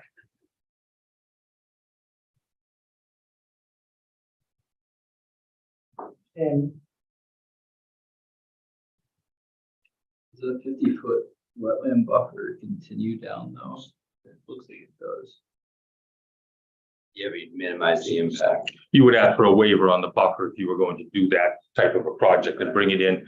I'm just saying that there are options on this piece of property if you decided you wanted to develop that back piece. And that would be an option that he would have, being the owner of both. You could do a driveway through an easement there, which would give them up to the high side, which would then be about a 200-foot crossing, 150 on that end, at the very high end, and would get you to the uplands through the buffer and onto the property. So there are some options there that do exist that don't make it as big an impact to it. But again, my position would be that this is not like a nice pristine, like wetlands area. It's what I would consider basically the uphill people didn't take care of their water. So they dumped it on the guy down below. It flows through in the spring, dries up for the rest of the season. Winter comes, it comes again at you next spring. And when they did Oddly Divide, they did such a poor job with drainage up there. They just allowed it to come down. They cut all the trees, so therefore the flow is increased. So the penalty comes here. Again, the real flow is further down. So to me, the position that we would have would be to make sure that we don't block the flow if you were going to do it. You wouldn't block that flow. You would allow it to continue to go through. And if you came up to the high side, you would have a very minimal impact in order to put a place in. Yeah, the flow comes right down. The basic property comes from Oddly Divide. You're all familiar with that. Comes down the big house at the end, which is all grass. Comes down that big slope onto this piece of property. Comes from the other side where I'm located, which is at 900 feet of elevation, Sterling Place. So all of that actually dumps, which the board, again, they put a pond up there. They got a 24-inch culvert, which comes through my property. We dealt with it. We allowed the flow to continue. We put in the culvert. We designed it all with DES. So it all comes down through us, but it always flows to this one location, which is the V, and that's where it collects and then flows out. So again, here, if they wanted to do something, that's why I say I don't feel it's correct to restrict them, because they do have something back there that could be buildable at some point in time. That would be a nice lot. It actually has quite a view from back there, believe it or not. And he could come in from the high side. And is he impeding any flow from the above portion? An engineer would put those calculations together. And as I said, it dries up. When we were there a year ago, this year is different than all others. But when we were there a year ago, you could walk through there with sneakers and you didn't get your feet wet. What has happened is, just because it's gotten so wet in the springs, it's knocked the trees down and made a mess over there. And that's what's happened to it. So we would not impede the flow of water coming down. It would still reach to its final destination as it has for the last 30 years coming down, but it never came through there until Audley Divide was built like that. You would not have the trees that you had in there. I mean, there were big bull pines, 24-inch, 30-inch pines, big oaks. They cut anything they could get to when they had the skidders there years ago. They took, but they left everything else. But in a regular summer, that area, although it's considered a wetlands, is more of a drainage area than what I would consider. It's not what you would call a pristine wetlands that you're going to look at, something being born in the waters over there. Comes down in the spring and it dries up in the early summer. And those wetlands actually provide more removal of nitrogen than wet wetlands provide. So. And we're talking just a single driveway going through. And if we did it to the upper portion, we're looking at really quite a minor wetlands disturbance if we can get it so we hug right up against the lot line. And we have to be, the regs now 15 feet, Carrie, from the lot line, a driveway, 15 feet, correct? Yeah. So we would come right up against that lot line. You can see where the buffer strip is 20, we would put it right up along where that is and come in up there if we were to do something. So I think there are some options there, and I would ask that the board not tie our hands at this point. And as I've said, and I've been developing in this town for the last 35 years, that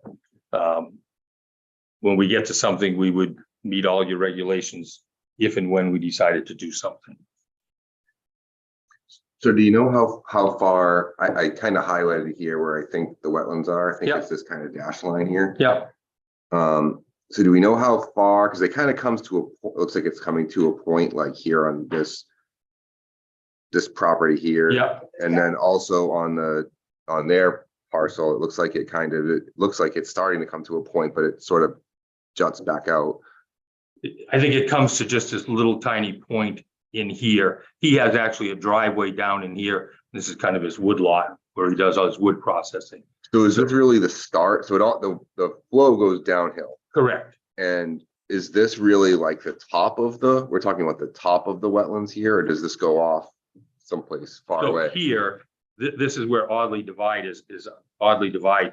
The last lot on Audley Divide comes down something like this. 25 is what he's referring to, where it's down from the back. Yeah, I mean, I just want to know how much wetlands go in this way and this way. It all heads, everything goes this way towards the back side of this property. Right, but what I'm saying, like, if this does like this, and this does like this, then if you put in a driveway that does something like this. Right, we're You know, looking at actually you're not- coming in up here onto this piece. If we did an easement here, you would just have this little tip right here that just cuts into him. And then you would come in and correct right here. It would go like this. Come in right next to where his driveway is. So this is all dry land here. This feeds down through and goes underneath the roadway and comes out right, spills into this V right here. This is where it comes. A lot. Resolve that issue. Is lot one conforming or consider it 2 acre? Yeah, the front. Right, it would have to be done as on that.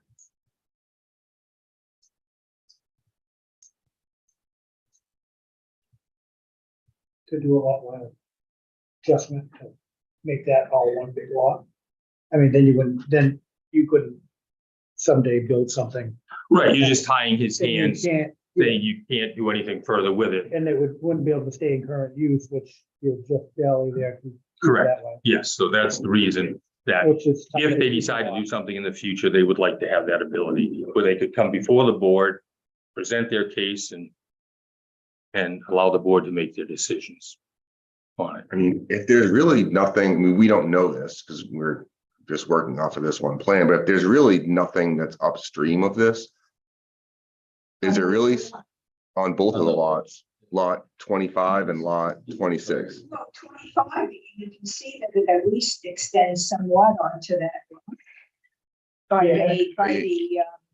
Yeah, I mean, if it goes to like some expansive wetland, but if it terminates right at the end and you're not really, No, he mows his backyard. I mean, the It doesn't mean it's not a wetland. the very southwest corner of this, of that lot, you're actually out of wetland. I think it's still in buffer according to this, right? Is that, Yeah, this, what we don't know is what's going on down. yeah, you have, Right, on the 26B, yeah, we don't know what's on that lot. We don't know what wetlands are on Like there. down where the stone wall is referenced in that corner, like. there's where his house is on that too. Right. The 26B is mine.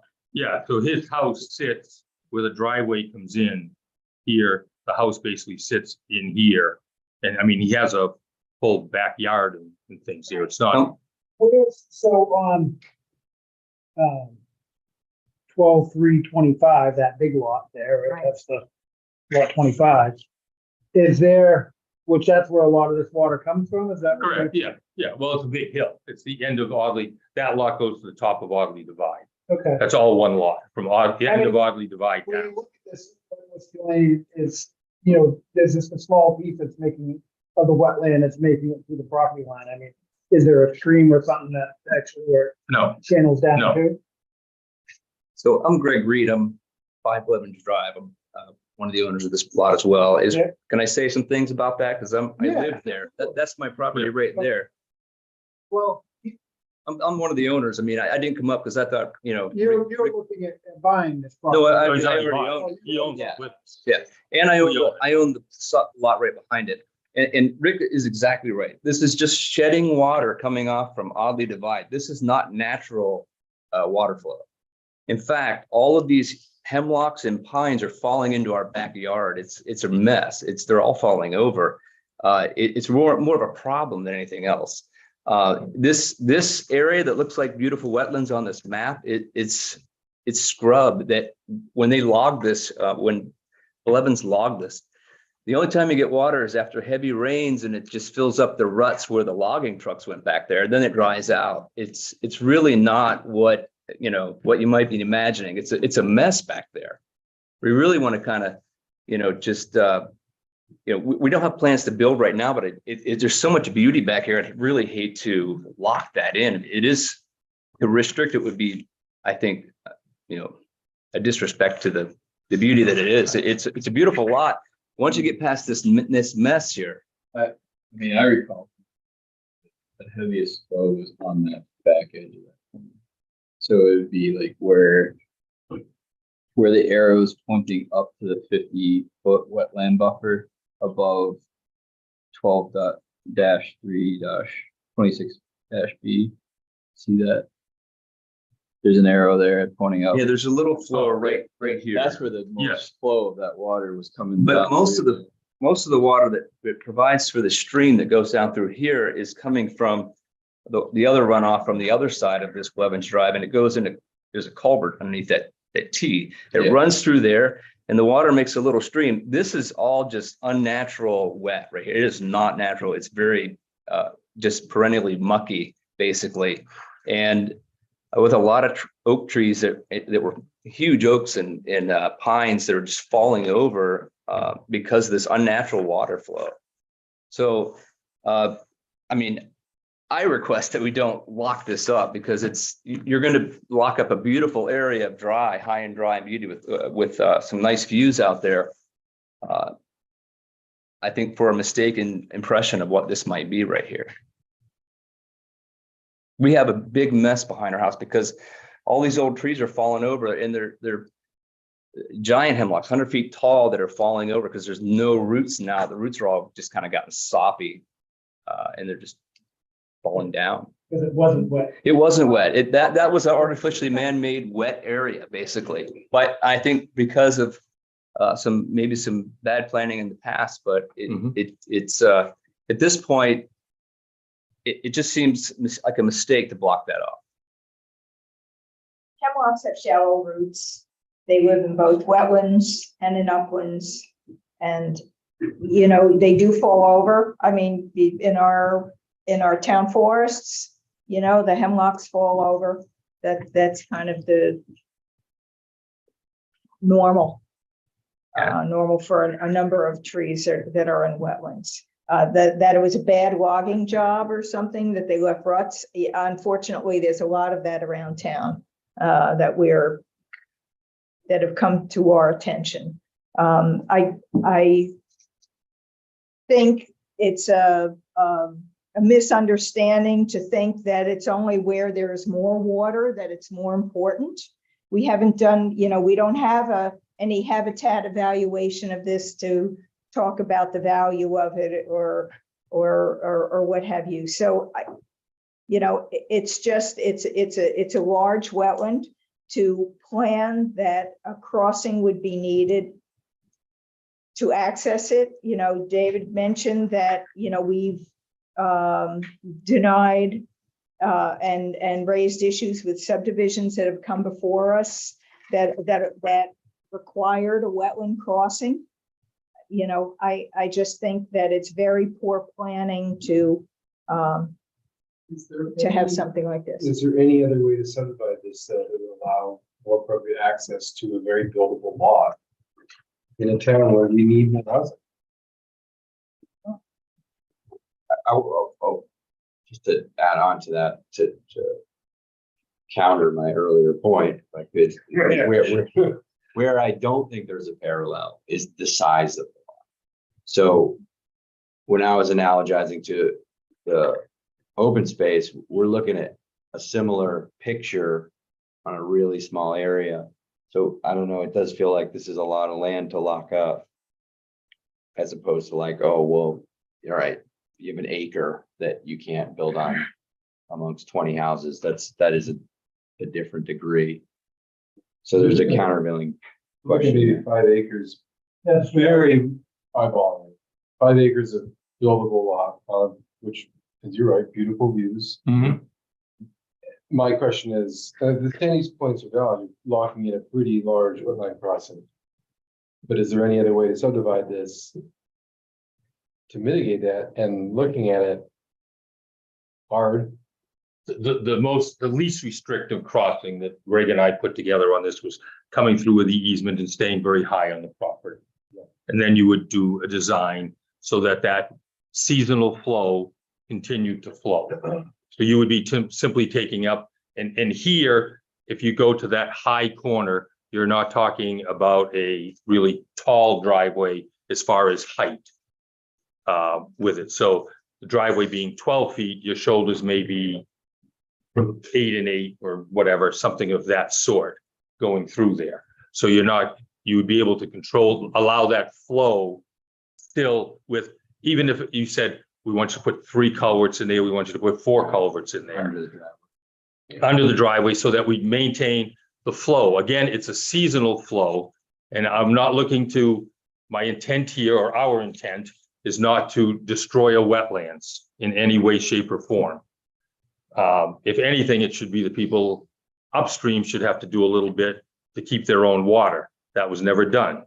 So we allow it to go, and we're looking at a fairly minimal, because it comes in kind of in a chute there where it V's down, because this upland carries up through. They have a V there also from the 2 pieces, and that's where the flow comes down on a seasonal basis. I think it would be beneficial to understand the topography of both of those two abutting lots, and also the continuance of where that wetland goes onto onto your property on the 26B property.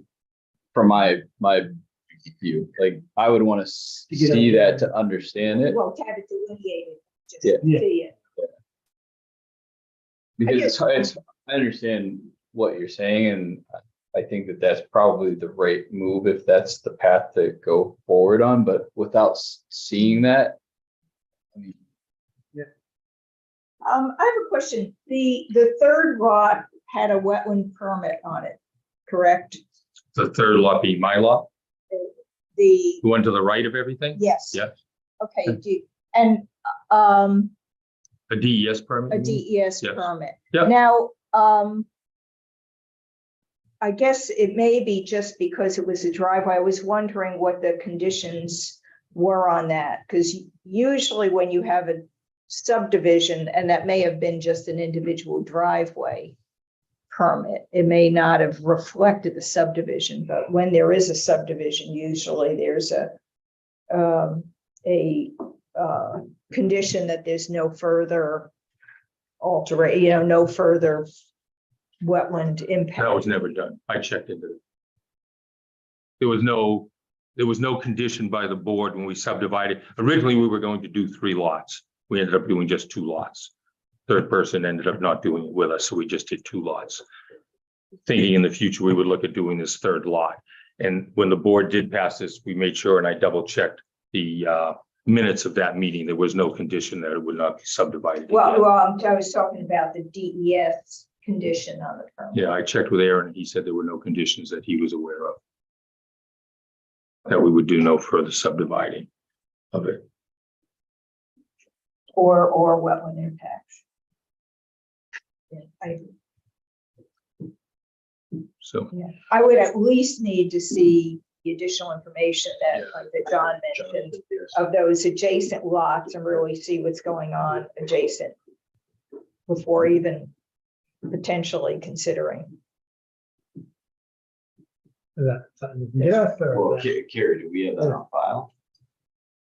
We have those other lots. You for lot 26B. Yeah, and I think 25 off of the Audley development. Well, I mean, those were so long ago that it may not, the delineations are really considered only good for 5 years, and that was probably more than 10 years ago. Here it's 26B, it has a plan number from 2014. Oh, Then there's one Yeah, there was in 1998 for the other wow. one. Did you have to do like when you got that wetland permit, did you have to do like a functional assessment of the wetland? for DES, I believe it's Yeah. always required for the DES. Is that something that would be helpful in Well, determining the first of all, quality it's of? on that right lot versus the rest of the wetland. The 2 crossings that we got were the DES permit was for the, what showed as the proposed driveway. And then the other driveway came Oh, up. so 2 of them got, yeah, we should probably look at get a copy of the wetland. Or the lot 27.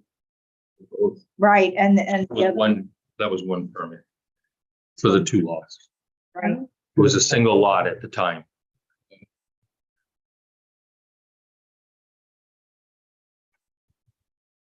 The other thing, like not related to the wetlands, that's a little weird. I know you mentioned you talked to Tim about it, is that there's gonna be 3 driveways off that T.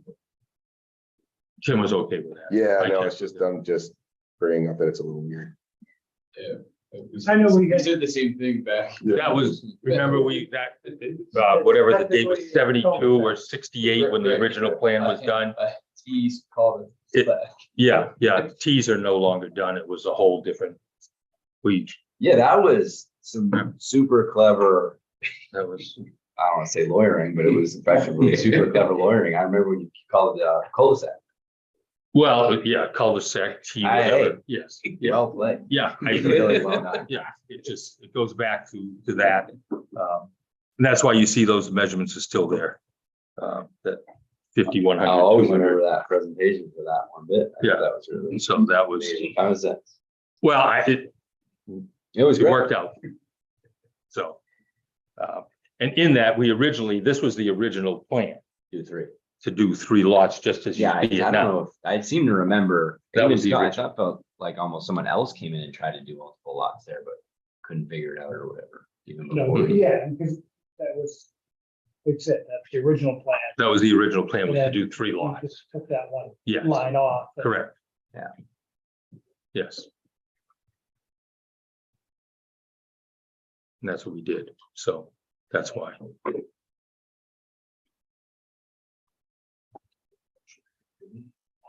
Yeah, I guess so. I'm, Yeah, open up to the.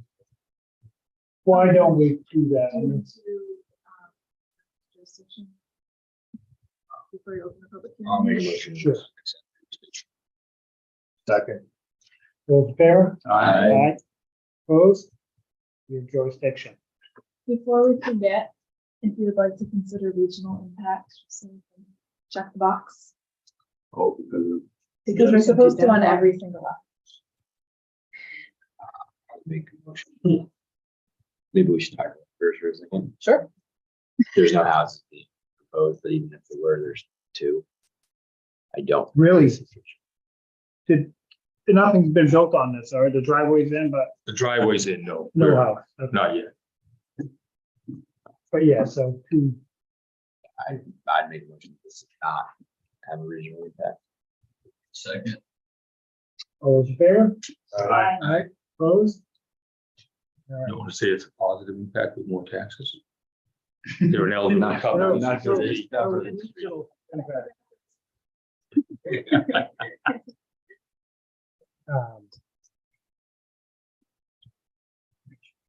So what are we gonna I would do? Open the public hearing. All right, Got some spotters here. there you go. So this is a public hearing, so anybody with, I own 25. I And live you're- at 7 Hillhead Circle.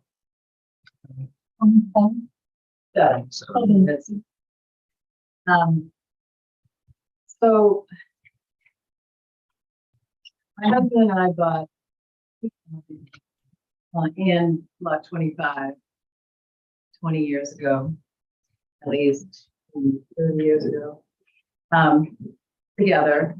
And he died in 2009, and I sold the house to 8 Audley Divide and kept the lot at the end of the road, which is 25. Before he died, we did have an issue with the drainage that were, it was a mess. So I had someone do a swale on the side of the hill to direct the water that was coming from all of Audley Divide down to that lot. And so it kind of goes down to the side and into the woods that are part of the 8 Audley Divide property. I have the lot mowed once a year because I want to keep the view. It's not all, some part of it is wooded, but there's a huge field there. And the bottom is marshy. And it always has been. It's always been damp in the summer, and so I've actually switched to having it mowed in the fall to protect the wildlife that are nesting there, and after they're done with all that, and it's drier then. I used to walk my dogs down there, and there was a beautiful stream that ran down through that whole area. And when Blevins logged it all off, and I went down there afterwards, I'm practically sick over it. It's such a mess. I agree with you. It is so awful down there. And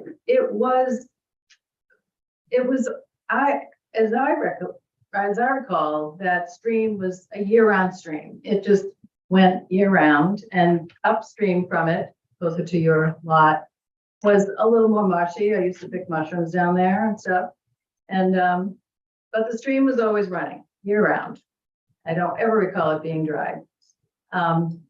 So now, it's not your fault that he logged it off and made such a mess down there. As far as I can tell, when I look at the marshy area that's at the bottom of the lot, we're at 25, it's kind of it sort of goes up a little, you know, it sort of collects there. It's not, it doesn't seem to me that the water from there goes down into what we're talking about. Seems like more of the water that goes from there kind of comes out the end of Levin's. I'm not, you know, an engineer, I'm not gonna make that, you know, definitive claim, but I guess I'm opposed to disturbing it any more and, you know, making it into, I'd like it not to be a buildable lot. I guess, I don't know what else to say about it other than I'm happy to hear what you're talking about with the wetlands issue, and the wetlands that were there were really nice, and the ones that are there now are terrible. And I just can't imagine, I would love it if it was somehow straightened out and restored to what it more naturally would be, but you know, after all those skidders and everything around there, I think the microbiome and the soil is destroyed. I mean, it's just really a heartbreaking mess down there. So I guess my 2 cents is that I would not, you know, be in favor of it being a buildable lot. I'm sorry, but that's my. Anybody else? The lot that I own, you know, the 25 is the 13-acre lot. There's also a one single lot, and it is buildable, but you know, the provision in that is that if I ever build on that, it's just one house. So that's not subdividable either. And I guess the continuousness of the nature down there for whatever animals get to continue to live in this town is also a concern of mine. So where do you access your lot? At the end of Audi Divide, Hammerhead. So that whole lot line along here is. Oh, gotcha, okay. Right, and it goes up.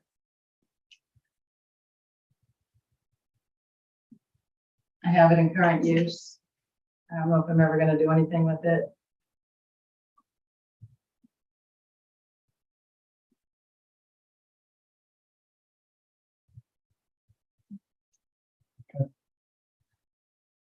Anybody else in public? I got one more thing to say, and I know the stream you're talking about, and that stream is still there. That, I walked down there recently and that stream is not there. well, if you, I used to go on that property before they logged it. And you know that little path where they had the turkey feeder there? There was that path ends now with a bunch of poplars and brush and all kinds of stuff. But that path should take it to the stream. Is that the stream you're talking about when you take that path? I'm talking about had Michael Abbey built this bridge over it for the snowmobiles for his kids to get up to the grandparents' house. Yeah, if you go down that path, that stream, there's still a brook there. And it's the same one, unless you're thinking of something that I didn't know about, but. Not at all. There is no stream there. Because there's a stream that runs right down through here, and that's still there. You know, because I used to go down and walk across down that stream as well. But I remember there was a little path right here where somebody had a turkey feeder there or something that. I think my husband had a deer feeder. Maybe that's what it was, but I always thought turkeys there, so I thought it was a turkey feeder, but if you walk down there was a path that had some logs going across. I used to walk down through there, and in the wintertime, people would snowmobile through there. Yeah. And you would come down to the stream down through here in the middle. That is still there. That stream is still there. You probably couldn't get to it because it's so rough back there. It is very bad. Yeah. Okay. So, Yeah. I dig it. I mean, I think you actually have more conversation about Yeah. what's there. And do a good nature walk together. You just have to bring We got more on the machete. docket. Well, I'd like it to go to what it was, but that's never gonna happen. No. I mean, I mean, how do you, can it, what do you do to restore that? You know,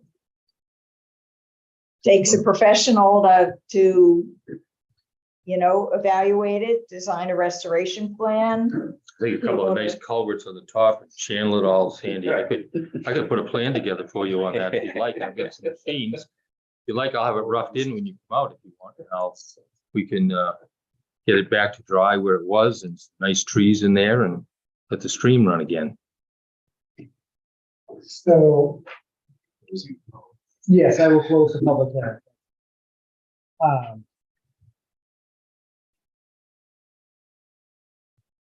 For what they're talking about on, other ways with easement to get a driveway and have less impact, you want to be able to see Delineation. delineation on there. I mean, is that something that we can get? In other words, you'd want me to get a wetlands guy to do a quick drawing for you as to how it would look and Well, what the I guess impacts are. we need a delineation on the,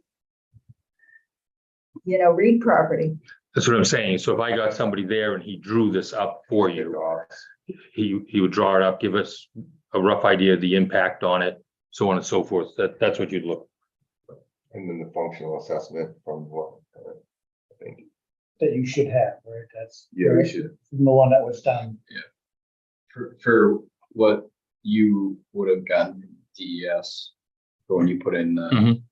Well, no, the actual application, which the town should have, we should have that. Yeah, actually, I think the file number is 2021-2727. Yeah, that's actually indicated here. Oh, okay, yeah, because I pulled up the permit. Yeah. It's hard to read on my. Yeah, but it's actually, it's note 8. 8. So can we approve a lot that would say the access would be via an easement over another lot? I mean, because that's basically what we're talking about. I mean, that's. Actually, I'm not sure necessarily we have to do that. I think where you were headed, Rick, is if you show what the impact of a driveway skirting all that would be, even on this property, if it's not significant. I don't want to speak for your math, but if it's not significant, I think that would be a factor. Yeah. Yeah, that was kind of my original comment, was that like if these wetlands kind of terminate, here or not too much farther, and then, you're not cutting off upstream flow or Right. drainage from the wetlands, if it's the top. I mean, to me, that's not so bad. Okay, so if I came in with a conceptual plan, That shows the limit of the wetlands. shows it, and I have someone do the calcs on the Yeah, I think culverts. Yeah, he's saying, what is the extent of the wetland over here to connect those dots and these dots? Mhm. And then if you said, all right, well, they end right there, let's just say hypothetically, and then the driveway's here, right Mhm. along this edge, and it's whatever, 1,000 square feet or whatever, and then the board knows. Okay. So 1,000 square feet for 10 acres. Mhm. But if there's a huge wetland over here, I think you might have an issue. I don't think it's, well, I'm just saying. not the whole thing on yours. Where, does yours come down to the full width? Yeah, it's pretty much the full. Okay. So it's not wet, then this, Most of the wet comes down The from good the le- corner. What Yeah. they're saying is, put a driveway here. yes, Cut yes, this off. yep, yep, Then cut that off. and come into the upper. And there's a huge wetland over here. Mhm. That would be more problematic than Okay. if it just ends. So he would have to look at what the flows are coming from that onto this piece, is what we would look at. So I would get him to come up with a design, conceptual, bring it in, show it to you. I mean, you'd have to look at what, to size the culvert, you have to look at the drainage area. No, he would do that. No, we would get a wetlands out there and an engineer, Right. a design person. to Right, do but I that. mean, regardless of how much wetlands there are, I mean, my question is more, how much of the wetlands are we cutting off? Mhm. Like, I understand that there's a drainage area includes Yeah. area that's not wetlands, that's going to that point. But I want to know what the wetlands are doing beyond. He would where the do those driveway- calcs when he looked at it, would be is what I would tell him to do. Yeah. I think we had that. That would be sufficient. So that would help. Helpful. Okay, So you get that for next meeting? I don't know if I can get it drawn. Can you give me 2 months? As we did before? Just because to get anybody today, there's no such thing as I need it tomorrow. 3 or 4 or 5. Oh, see that, that's why I'm sitting on this end over here. You come back whenever you want. If you gave me 2 months, and if I needed an extension, I would go in and ask Carrie for an extension. Yeah. Does that sound reasonable? We have Yeah. for 2 months. I got no plans to build on it anyway. Right, so we're just looking, so. Sound like October 18th. We're filling it up already. It's gonna be a repeat of check.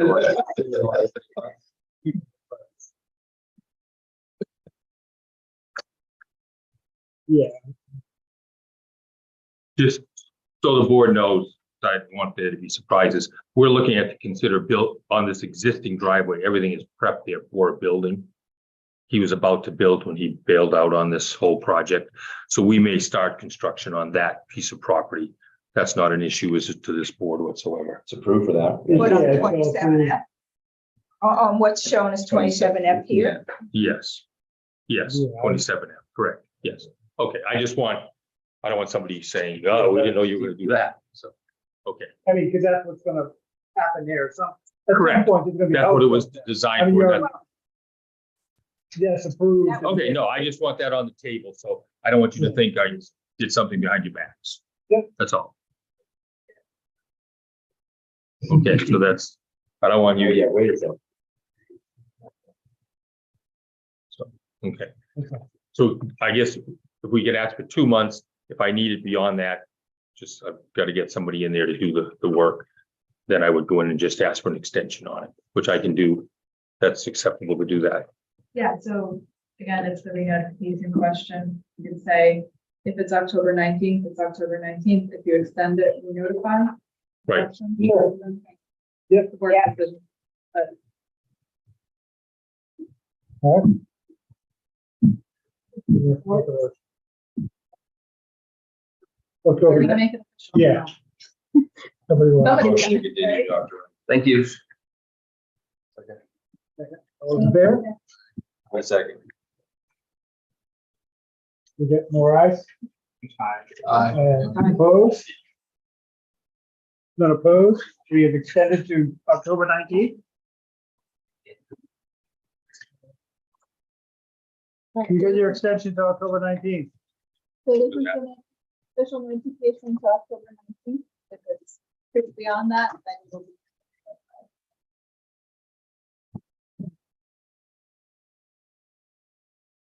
Okay, moving on. You have a quick Not an issue pronunciation to me. of this, No, Yannicka. All right. that's it. Robert Yannikopoulos. Application 408-23, Robert Yannikopoulos.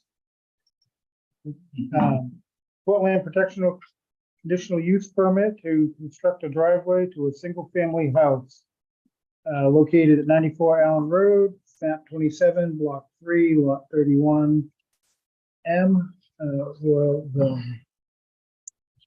Rick Geddes, 8 Blevins Drive, Bow, New Hampshire. I'm Robbie Nicopoulos, 31 South Bow, Dumbarton Road, Bow, New Hampshire. Quick housekeeping note before we continue is that Mr. Gaddis is not indicated, marked as the applicant on this application, so but he seems to be I'm his acting builder in on, that. so So is that an issue? Mr. like I think agent. if we want to have him add his name to the application, I don't think do we need to? so. I mean, Okay. the, you know, like if the attorney's here, they're not added, right? Well, I've been doing this for 35 years. Legal advisor. Yeah, I don't. So basically, what we're looking at is on Allen Road. It's how many acres? Like 11? Just under 11. Just under 11 acres. As you look at it, it's kind of an L-shaped piece of property. This piece of property was approved and DES permitted back in 2003. Yep. So it has gone through it once before. We've redone everything and re-updated everything. Locations are very similar as far as almost in the exact same places they were in 2003 when they were approved at that time there. Basically comes off of Allen Road. We have one major wetlands crossing. When we walked out there with Conservation Commission, their request was that we added one more culvert because of the length of that wetlands. So we added another 18-inch culvert. So we now have two 18-inch culverts. All the calculations and everything of it. The DES permit has not been submitted. We were waiting until after this evening to submit the DES permit, make sure there were no other changes, such as that culvert. You get a little further up, there's another wetland that comes down through on impact B. You have impact A and then impact B. It then travels up into the uplands, and the house is on the upper left side of the piece of property. So we asked for a waiver where you see the house. Did that get sent out to people? You got that, right, Carrie? With it marked? I'm not sure if I sent that one out. It was. Okay, Parts of. so there we asked for a waiver. 7,500 square feet on the buffer. What he would like to do is, because it comes into a hill, he would like to, it's a ranch. He would like to turn the ranch lengthwise. And with a 50-foot buffer, the house comes up close to the buffer. So we would like the buffer waived so that we could do landscaping in the buffer, similar to what I had done on my piece of property 2 years ago. That was allowed by the board at that point in time, that they waived the buffer. So it would basically be 50 feet by 100 feet, where there would be a waiver on the buffer that was asked for. Yeah. Is the buffer impact shown anywhere for the house? We sent a plan, but it still didn't really show the buffer impact. It was just. I showed it and I said on the final plan, we would delineate it exactly where we would get the surveyor to mark it exactly where it's going to go. So it's basically, if you look at where the house is, it's right adjacent. So the house now is lengthways into the hill. They would like to turn it sideways, which brings it close to the buffer. So just in order to be able to get around that side as a yard, it's fairly a flat area here. It's not very steep, where this would just be waived for this 150 feet. The house would not be in the buffer. We're just looking to landscape. Right. Correct. How much of a buffer impact? 7,500 square. No, for the house, I'm saying for the house buffer area, That's the 75. 7,500 square feet Of buffer. of buffer impact? No, there's none for the house. The house doesn't go in the buffer at all. For the Right. yard. Okay. It would be landscape, Well, yard, not, For the yard around the house. yeah, so they can walk around. It's 50 feet Yeah. by 150. diagram that shows it, because usually we have buffer markers.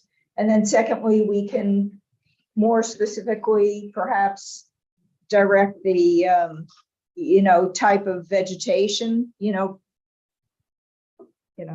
just Okay. 7,500 square feet of a buffer for landscaping is a little much, frankly. 7,500 square feet isn't that much when you're talking about a yard. Right, it's only 50 by, Right, 50 by 150. yeah, it's like 50 feet behind the house and 50 feet this side. I mean, if you wanted us to shrink it to 100 feet, we could do that and make it 5,000 if that was. Yeah, but I think it needs, we need a specific plan. We need to show where the buffer markers are going to be, because we usually have buffer markers. We would put the buffer markers then right against where the wetlands are, where they're marked. Well, Is where they so are go. you landscaping up to the wetland? That's what so when I did my house, I ended up putting a stone wall, and they waived the buffer where the house went at that point in time 2 years ago. So we waived the buffer down both lengths of the house, and those were, I think, 150 feet each side. So it was Yeah, double what this was. So we simply, this is a fairly flat area, and then it drops off to this one little wet spot that's back there, is where it is. Right, but we should be landscaping right up to the buffer. It's one thing that Well, we're. it should landscape up to the buffer. No, we should be leaving as much of the existing vegetation in the buffer. This is, So what are you saying? We I'm need a saying- buffer to the buffer? no, I'm saying, okay, but he's talking about landscaping up to the wetland. I'm saying there should be some buffer left. You want to use some, you want to have some buffer impact, that's fine. We usually have 50 feet. So do you need 25 feet? I mean, to landscape right up to the wetland, kind So of, the impact, right. So if you see where the house is, What he's saying is the house is there. yes, so he just wants to turn the house this way, and it would be adjacent. This is the. This is the wetland and this is the buffer. So he just wants to turn the house so it's here, so he can come around. So I think. So, yeah, so if we did it down so it was 40 feet, so we keep 10 feet there. So we have a 45-foot to get around the side of the house, and we shrunk it to 100 feet. And we just made it a condition that on the final plan, Carrie gets to look, it's going to be adjacent to where we put the house. right there. So we would put that as a condition. That's why I asked as a waiver. The landscaping We to do did. with native materials. If we'd like to put it in the condition, I'd be happy to do that with blueberry bushes and So how far the house is gonna be, how far the house is gonna be only like 8 feet off of the off, buffer. off the buffer? Off the buffer when So it about gets there. 58 feet off the wetland. Can you Yes. show on the plan where the, I don't see where the wetland buffer is. Is it this line? That's ours.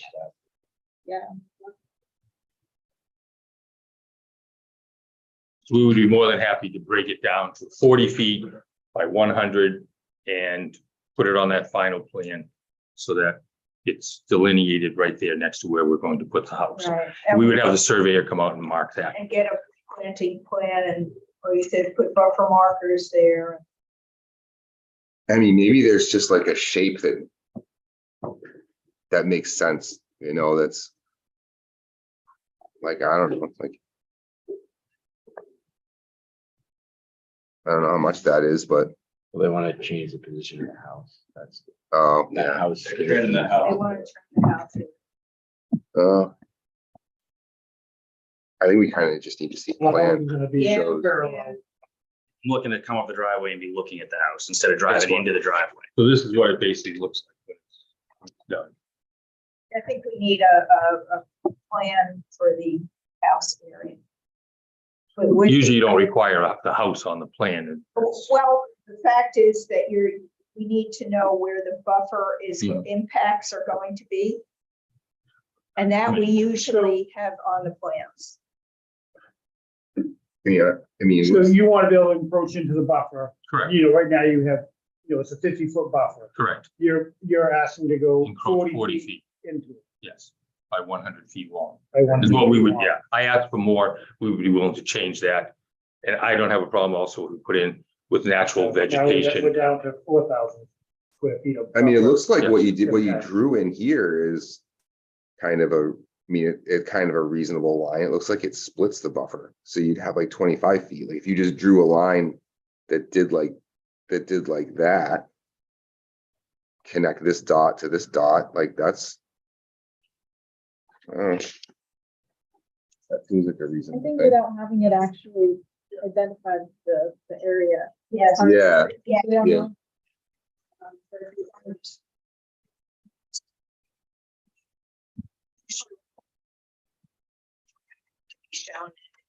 It may need to be a blown up section around the house.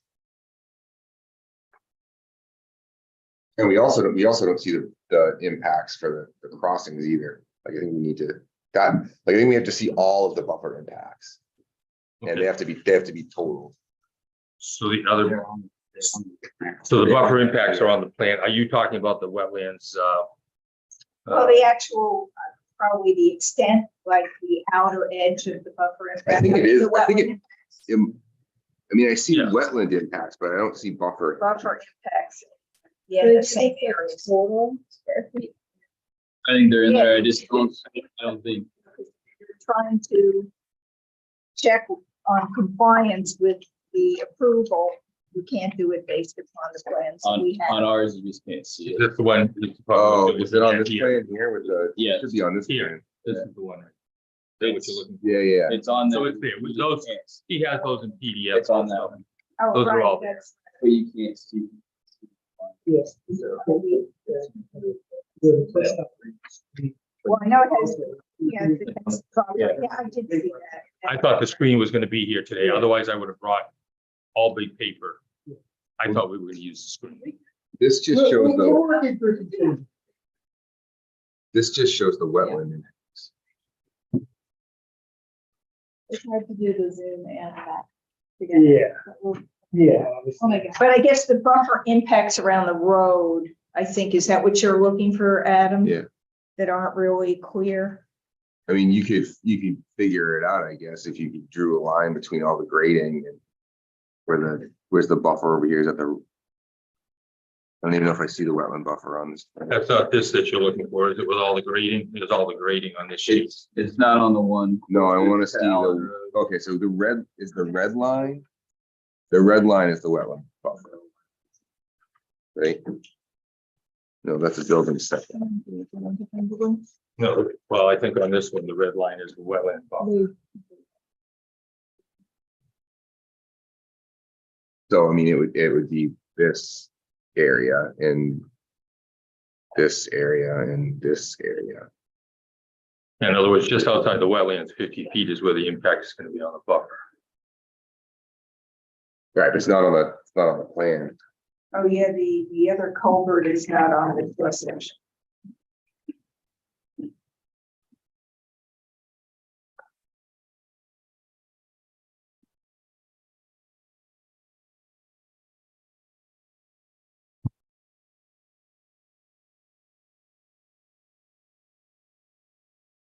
As far as wetland crossing, I mean, it's going through where the least impact. Well, the fact is, this property doesn't, yeah, the least impact is a big impact. I understand that, but it is, Right. you know, that's, you know, Yes. it's not like we're gonna move this. Right, right.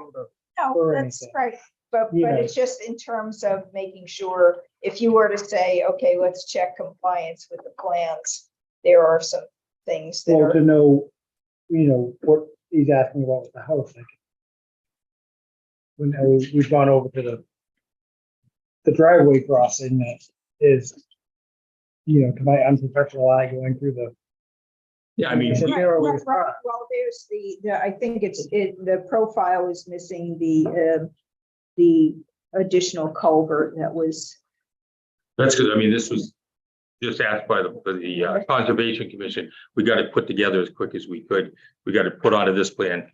I mean, for the DES permit, which is what all of this eventually goes to, it will be redone with the culvert, with all the new things. He did the calcs on it, so it reduced the calcs on it. I mean, when we went through this with conservation, I mean, everybody, I believe, agrees that there's no other location. This is where this driveway wants to go. It is absolutely the least impact there for it going. He's looking to try and get in before winter time as far as building goes. That's why I would ask that it become a condition that I get that plan, you know, to Carrie, and she'd be able to review it, that we minimize that and we put plantings on. I don't see a need for us to come back before the board and say, we put blueberry bushes on there. We'll put some native growth there next to that, or not even touch it for that last 10 feet. That we go 40 by 100. And the other thing was the functional assessment paper, which when we did this with Carrie, when I did the application, that there was no mention of that. It's not on the permit application or anything. And I'm not blaming Carrie. And I don't remember ever having done one in the past. I've been before this board many times before and never been asked for it. That will be done with the DES permit. So all that will be supplied. All of this is going before DES. It's not like this. Yes, but this is information that we've determined is necessary for us to make decisions. I realize that this lot is, there isn't another way to access it, but don't say it goes in with the DES permit, because we're making our decision now. Correct. If at any point in time, anyone said to us as we were doing the site walk or at the conservation meeting that, gee, I think there is a better place, or I think you could have done it in a better way, I wouldn't have asked for it to be waived until we do the DES permit. The fact that everyone agreed that this is the best place, to put it, there's really, I mean, as you look at this, if you go anyplace else, you have a much greater impact. So we absolutely followed the absolute least impact possible on this site. And it will be done, and I would have had it done if I had realized it had to be done, but it's not on the application permit. Yeah, I mean, the plan, I think, is the issue, the width around the house with the buffer. Because Well, the house, we doesn't- didn't like you see, said, doesn't need to be on them. it doesn't go to DES, but the fact is that we want we ask that the buffer, buffer impact be shown. And the fact is, because there is such a significant impact to the buffer in the area of the house, and they're going to be doing landscaping, the idea is, yes, you need to landscape with native plants and such. So, we need to have something, because they're going to have to put up buffer markers. So we need to kind of have that area marked and indicated. I mean, I don't recall in the past having to put the buffer markers on the plan. I don't. No, well, We- not buffer markers on the plan, but the boundary where the impact, where's this plan doesn't show the buffer impact around the house. So that is something that we would normally get on a plan. Yeah, we've always required that. Like, you gotta show where you're impacting the buffers. We don't have that. I get that. This is a question for Carrie. Are we in the position where we're actually gonna be dictating to people what kind of plants they put around their house? Sure. Definitely. Absolutely. happens, Yeah. So we haven't I mean, done that a whole lot.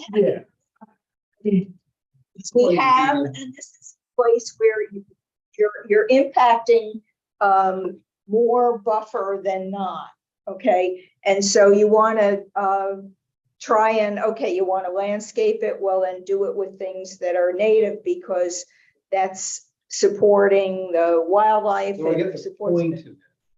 I'm a little. We have. uncomfortable. Not in the time, I've been here for 4 years, we've not done that. Yeah. And I'm getting a little uncomfortable that we're getting down to the nitty gritty of not actually passing anything. And telling people what kind of plant. Yes. What kind of plant they're gonna put on this part of their lawn. That seems pretty heavy-handed. Well, it's not, it shouldn't be one.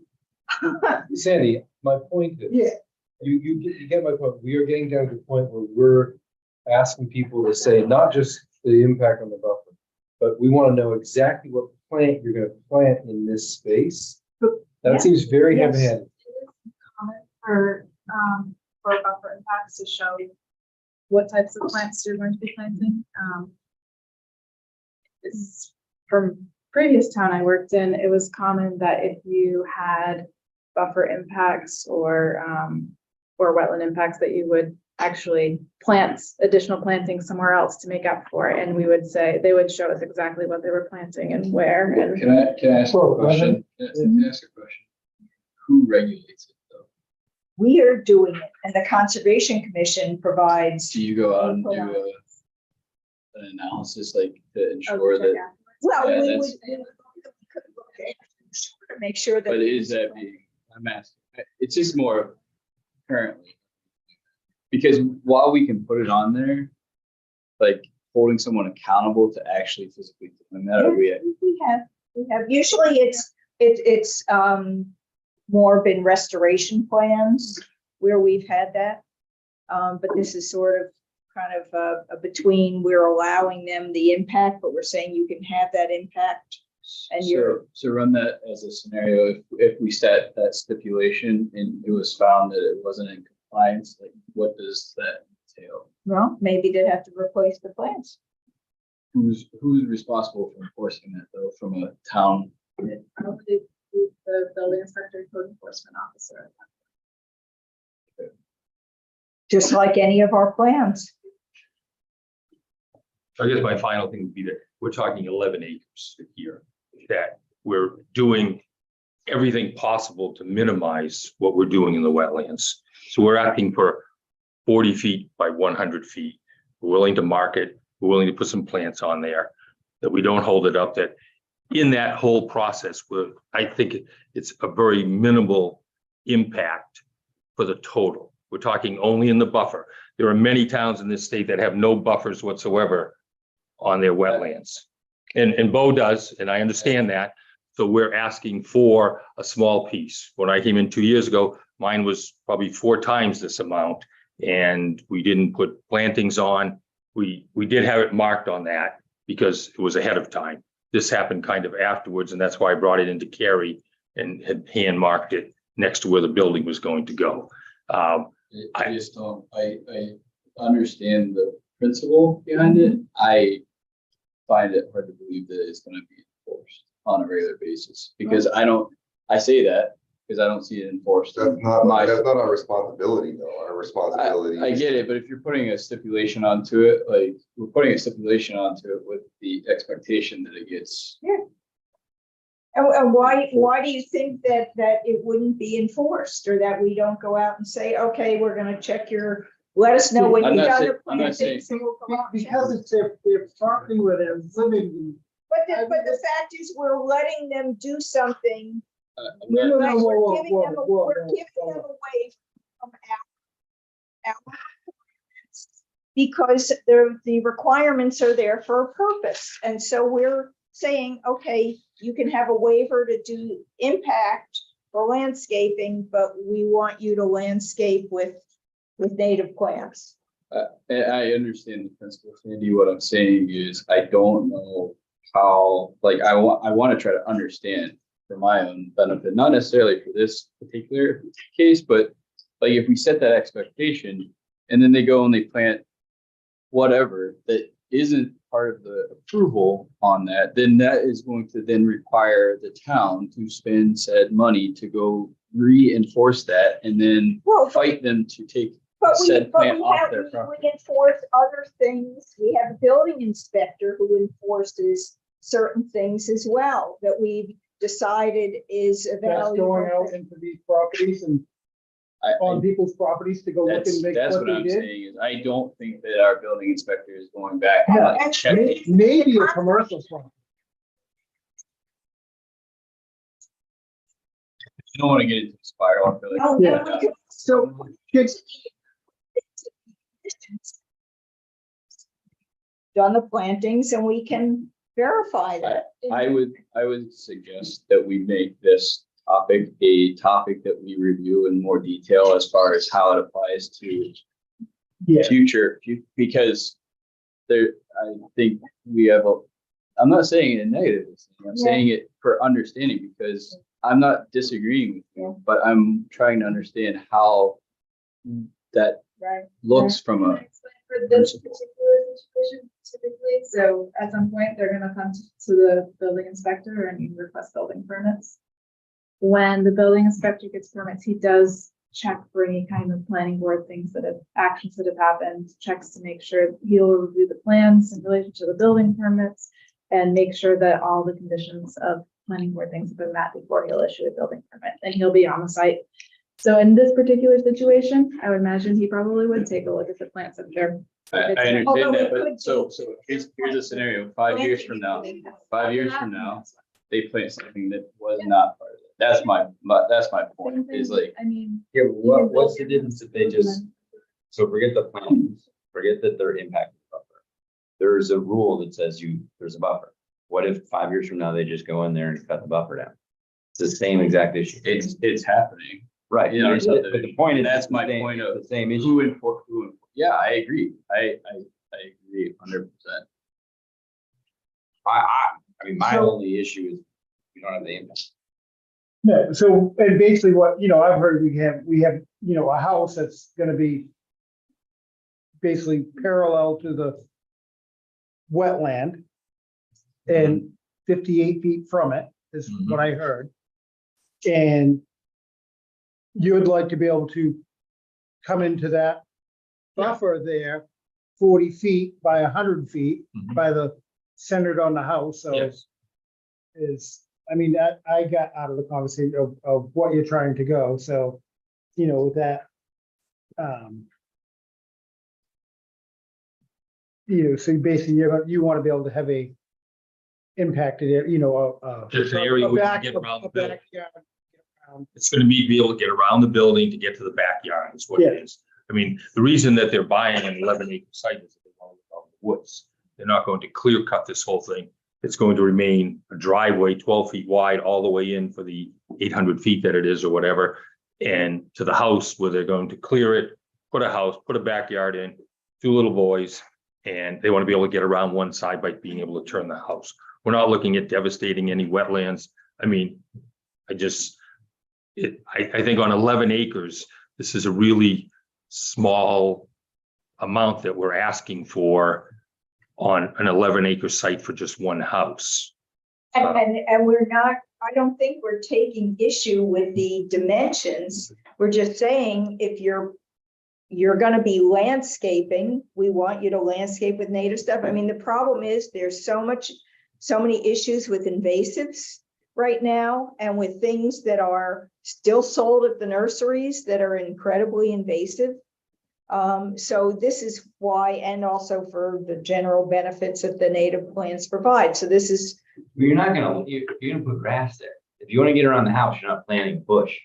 Right, it's just want to be able to have access. The grass may be only out 12 feet, but if you want to ride your four-wheeler around that, and have a path to get I by, don't you want to be able to get through there. That's what it's I for. feel We're like not, landscaping is code for lawn. well, right, it doesn't have to be all lawn. You can landscape by leaving trees and just mulching, wood chipping. Half of my yard is just wood chips now. I did wood chips instead of anything else. And that's what I did in that area. So it's just having access to go around the house. I asked for the exact same thing when we did mine, and we didn't get into a landscaping plan or anything else of that sort. I said, I will stay out of the wetlands. I did. I still have streams that run down both sides of my property. I did stone walls. I went up to those and that's where they stopped. So I stayed away from the wetlands and didn't get into them. I have 2 streams, and am I close? Yes. But am I in them? No. I stayed out of them, and I infringed on the buffer in order to have a slopes of my house. That's all he's asking, is to have a little space on that side of his house. It's not really that major. And we'd be happy to show the building inspector what it's gonna be when he's out there. well, I guess, yeah, I think the issue was the landscaping versus that lawn and path idea. I The might fact is- not ever do anything. Right. And we're going about it the right way versus waiting the 5 years and just Right. 1,200 feet off the road, level. Right, yeah. So- Yeah, I'll I have mean, that's- placards up. We'll put the buffer markers, okay. even though they don't, when you're in that far, it's the intent. The intent here is to try and do it right so that we can get through there and do that. So that's number one. I understand Sandy's point. I have no problem with it. I personally don't think we need it. Like, that would not be my vote, but I have no problem. Well, with it. I think, yeah, I, like I said, the word landscaping, I think I was thinking Yeah, sure. of planting stuff and planting what I would call the wrong stuff. If you're basically not planting, you're talking about clearing, but keeping a vegetated area. Okay, Yeah, that's we want to be able to just get by there. It's right, just gonna be right. close. See, so That's what it is. that's a little bit different than, in my mind, than And landscaping. and this is my original point. I'm assuming you're putting in a garden. Yeah. This is what I'm saying. Are we actually dictating that they put in specific plants in a specific style of garden? They're just putting in a lawn. Right, different yeah. And like I said, the word landscaping. And the foundation, when we go in for our building permit, and when Mike looks at it, as soon as we put the foundation, we have a surveyor come out and pin that foundation, because he will mark our buffer. And he will say, this is your plan, this is where the house is going to go. And I'll be honest with you, what I would do is, prior to bringing that plan into Sandy, we would go out, mark the house exactly, to Carrie, you're gonna get it to Sandy. Before we do that, we would go out and mark the house exactly, and then mark exactly on the plan where it's going to go, so that Carrie, in fact, has the ability to look at that and say, yes, this was the intent of the board that evening, that they put the house on the plan and they mark their 40 by 100 adjacent to where that house is. And I think. So we would do that. No, there's gonna be 8 feet, so And then another. then there'll be 40 feet into the buffer. So the house will be out of that buffer, is what I'm saying. Right. And that will be surveyed, pinned on a plan, but when we do the building permit beforehand, we would go mark the house, get it on the plan. So for final signatures, Carrie would be able to just say, yes, here's the house. Here is exactly where the buffer is, 40 by 100 impact, the waiver area. And that's what we would be looking for. And I don't think it's the that buffer markers, complicated. does Mike check for buffer markers before building permit? Not 100% when that happens, but it is. Right, In this, there's gonna, a mostly wooded. Yeah, yeah, I don't, Yes, I'm not Buffer looking, I'm not, buffer markers are gonna be able to be on trees. I'm not going 1,200 feet to see everyone. Yeah. I have an issue with putting buffer markers in open fields. Well, you know, So yes, it is all treed out Yeah. there, is what it is. So you'll have plenty of places to put the little Yes, buffer. yes. So the other one that I'm asking for is that we do the functional evaluation. When you get the DES one, there's just no other place to put this driveway on this site. You're going to get an assessment. I did talk, the wetlands guy would have done it. He was out of town. He said it's a 4 to 5 hour project mathematically, and I don't even know what it is. Carrie did send me something, but to put that together, it will be put together. I would be happy to deliver it to the town before we go to DES, so you have a copy of that on file with it. And this plan will be finalized only once our DES approval is done. So you will get to look at that and have input if there is any. I don't believe the Conservation Commission had any other input as far as, I think you could move it this way, or I think you could move it that way. Everybody is in agreement. This is where this driveway is going. And it's in the exact location that DES approved back in 2003. I think we enlarged the culverts because of the storm numbers. That's in the engineering part that was done. So it's identical basically. And the house is going in the same pretty much location as what they did in 2003 also, when they got their DES approval. Oh, Sandy, that's a tough question. okay. I know it was, I think the subdivision was done by McNichol Oh. and okay. and then I don't know who bought it in 03. So overall, I've done a lot of work with a lot of plans. This is a pretty clean one for what we have to work with on 11 acres. One house, a single driveway, 12 feet wide, down the edge as close as we can get to the line. How long is that driveway? It'll be about 1,200. Over the river and through the woods, don't.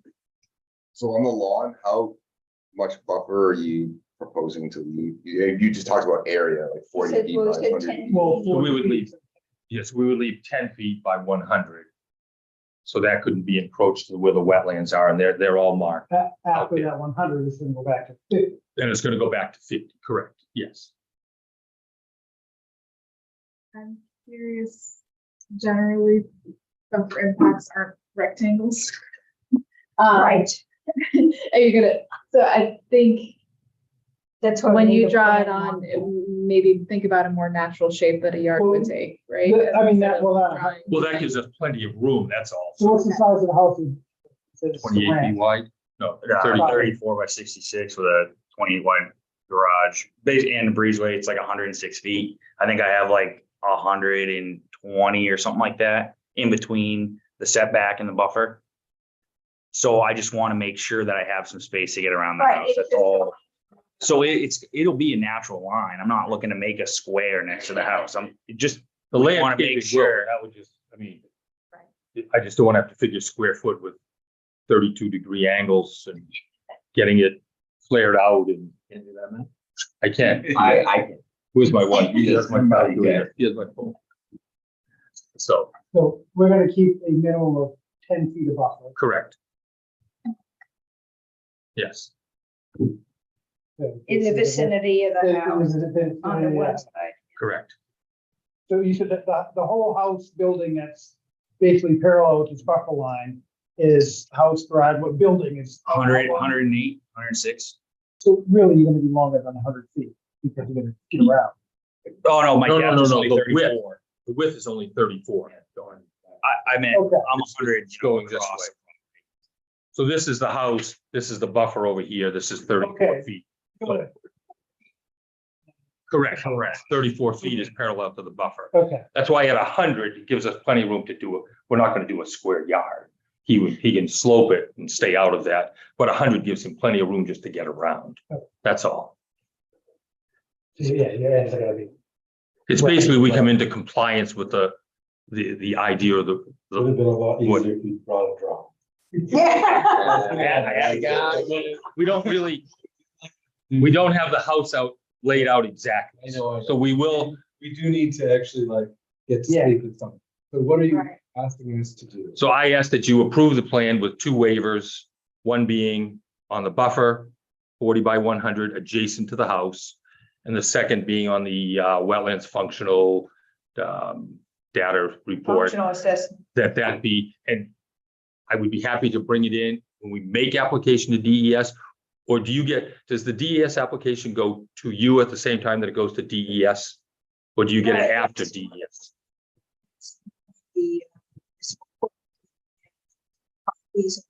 One goes to you right in the beginning. So I would say that when we file our DES permit, which we're hoping to do in the next week, we were trying to get through this meeting to get that in case you had any other changes on it, that when the DES permit is submitted, you get your copy and you will have the functional data report at the same time on it. Question or comment, just as a matter of language, I think when you keep saying a waiver for the buffer, but maybe that's really just part of the CUP. report. Yeah, right. So we're not- It's not actually. Approving a reduced buffer, right, it's not a waiver, that's right. Same thing. So I don't, The additional, It's just 40 approving by the 100 additional foot. okay, impact. how you'll put that in your motion. Yeah. That's all. Do we actually open up a public hearing? I don't think We we did, did. we haven't. We haven't. Okay, so Motion to accept is complete. I'll second. That's in. all those in favor? Aye. Opposed? This doesn't seem to have a regional impact, so I make a motion that this does not have a regional impact. Here's a second from Adam. Adam. All those in favor? Aye. Opposed? No regional impact. Public hearing. And so I'm gonna open this up to the public, if anybody is here to. We're gonna get to you. All right, seeing nobody, I'm gonna close the public hearing. I'll make a motion to approve subject to those two conditions. I think that we should specify a distance offset to the wetlands. Right. So we're a 40 by 100 foot additional buffer impact Vicinity. in the vicinity of a house, keeping a minimum of 10 feet of buffer. What are you saying now? Right. That's exactly what I'm saying. Want to see it on the What Don plan? said. Yeah, he wants it in the condition, I wanted as a condition, describing that to, you detail. can't just go right to the well. Yeah, so 40 by 100 additional impact to the buffer. Leaving a minimum of 10 feet of buffer. Yeah, so, sorry, I agree with that, and this may be been your, so we should specify the conditions. That would be one. The second would be that the drainage, counts, the functional assessment can come in with the DES. I'll second. All right, all those in favor? Yes. Second by Sandy. Opposed? Thank you very much for your time. Thank you. Thank you. Thanks. If the board agrees.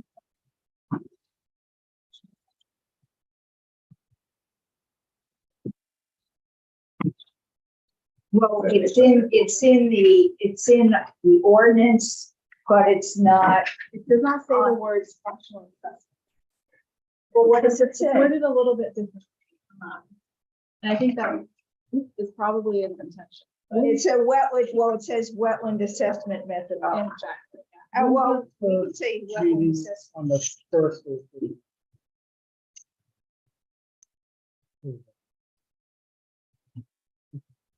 Guess we need a meeting to go over all these. Oh, it new says things that go- wetland resources evaluation. I think that's what that means, I assume. Yes, it is a function. Okay, there's So I think, one more, I don't know or what official action needs to happen to modify the checklist. It sounds like kind of just a housekeeping issue. I don't. know. Right. So I'm happy to just make that change That'd be unless great. anyone speaks out Yeah, against that'd be it. good. Okay, moving along, application 504-23, Michael A. Sampo, revocable trust, minor subdivision. Application to revise the common lot line between existing tax map lots 33-2-48B and 33-2-48, located at 56-60 and 64 Wood Hill Hooksett Road, map 33, block 2, lot 48 and 48B in the rural zone. Have at. Chairman, members of the board, my name is Mike Pluck. I'm a land surveyor with Fieldstone Land Consultants. Justice 206 Elm Street, Milford, New Hampshire. We're here tonight to represent a lot line adjustment for Michael Sampo, who is the owner of tax map lot 33, lot 248, and lot 33, map 33, 248B, located on Woodhill Hooksett Road. The existing lot 33, 248 is this blue outline right here, which right now presently goes up to this purple dash line and contains 66.8 acres. It also has 385 feet of frontage along Woodhill Hooksett Road. The other lot, 33, 248, presently contains 5 acres right here. And it also has 442.2 feet of frontage. Zoning for the whole area is rural. Requirements are 2 acres zoning with 200 feet frontage. Setbacks are 35 front and 20 feet side and rear. The proposed adjustment would revise lot 33, 248 from 66 acres down to 59 acres. And it would adjust lot 33, 248B from 5 acres up to 12 acres. So basically what we're doing is this orange area right here, we'll call parcel A, is 7 acres. We're taking 7 acres away from the 66 acre lot and we're adding it to the 5 acre one. So the end result will be this right here and this lot right here. We're not proposing any improvements. We're not building on it at this time. This application is merely just to add area to an existing lot of record.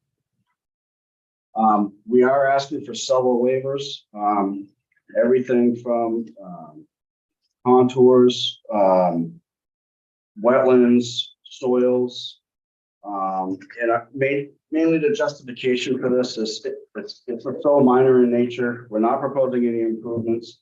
All of that information really doesn't affect the fact that we're just adding 7 acres to this lot. It'd be a terrible cost burden to actually have topo, soils, wetlands, and all those waiver items, just to add 7 acres to it. You're just moving a lot line. I'm curious, just why? Yeah, sure. Mike Sampo, 64 Woodhill Hooksett Road. I had purchased this lot here, can't remember, it's been well over 20 years. It's a 5 acre lot. However, this is the public service right away right here. And so it's kind of crappy, like it's kind of a crappy building lot because of that reason. And the other reason is that there's a beautiful sugar bush right here. So that if there ever was a house to be built on this lot, you'd have to cut the sugar bush down and it'd be good. So just to improve that lot, that's the only reason. And you own the other lot too, or you own? I own this lot, and I just recently purchased this lot. Yeah. So Great way to control the neighbors. right, we've been here since 1990, And we've never built on any of Because this is them. the same, you did, there was some lot line adjustments and stuff a few years ago that Bob Dawson. Yeah, Yeah. Bob Dawkins and I bought a property on Allen Road that had 70 acres and, this reflects. Yeah, it does. It is a new line. You get some of it, you get- The South Hill Road and then.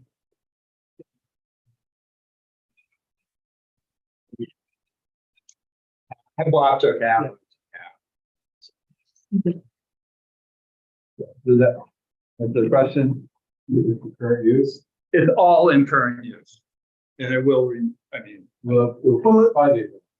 it is, all the land. Even is if I, current use. 5 acre can't. Yes, because it's continuous. It's, Oh. it's, contiguous, contiguous. Oh. Yeah, yeah. So with that, I certainly ask the board, any questions? I can answer. You do accept jurisdiction. At some point. Okay. I just want to make sure. Yeah, you gotta do those. We have to do that every time. Sorry, guys. I don't make the rules. Well, just, God. we just Well, draw, why I don't just we- wanted to know. we're drawing lines and things. Motion to accept jurisdiction. Second. All was there? Aye. Opposed? There you go. We have jurisdiction. Like a second motion that this does not have regional impact. Okay. All was there? Aye. Opposed? No original impact. And the only, So we got a bunch of waivers, right? That there are a bunch of waivers, and I know that, we got the, note from the building inspector about setting a monument at that southeast corner. Yeah. So I think that's the only, yeah, I get, so you're gonna have to re-monument. That was one of the Okay, waivers. that's We're what- worried that we have the monument all around the perimeter, because the way the regulations read is kind of ambiguous. And honestly, the only thing that we're changing is is that there's one corner right there, and I'm Are you gonna set that monument? definitely. I would say that is not, it's not indicated on the plan now. It is, and usually we have a symbol that says lot corner to be set. Right, but it's not. there. Right. We could make that a condition of approval. Yeah.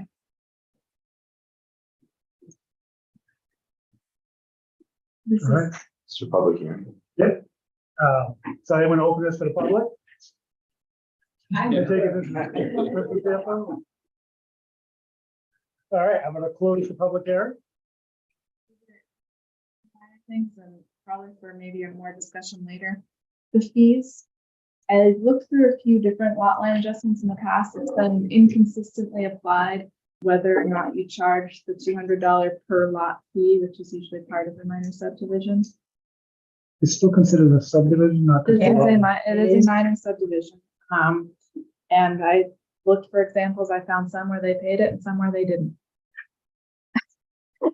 So, I mean, a couple of years ago, you paid for subdivision, right? I mean. So it's, if you, the fee breakdown is there's a application fee, the review fee, it's $400. And then there's plus $200 per lot, the total of all lots. So See, the way I look at that is, this actually is not a subdivision. I mean, I understand it's a technical subdivision is what most towns call it. We're not creating, a subdivision implies you're creating a new lot. We are not creating a new lot. Yeah, you're So, not dividing anything. Right. You're losing a lot. right. So that's why I think that, I don't think we, paid the $200 per lot. We just paid the fee for the lot line adjustment. but I found examples both ways. So something to clarify because I don't like having to guess.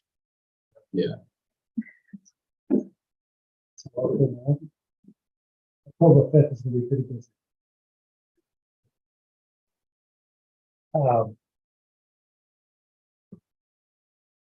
So the last time when this was subdivided and you did with Bob, you paid probably for a lot fees. I don't recall. They didn't. I know there was, what did we paid like a $790? Yeah, that's a little complicated because it was actually a consolidation. It was. Oh, It you was made a lot. less. Right, so it was less lots. Like that. You're That's really not a division there. That's a. It was the That's a opposite. subtraction. Right.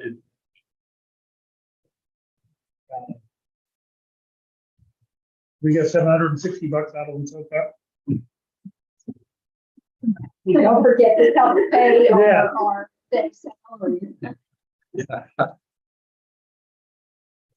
Uh,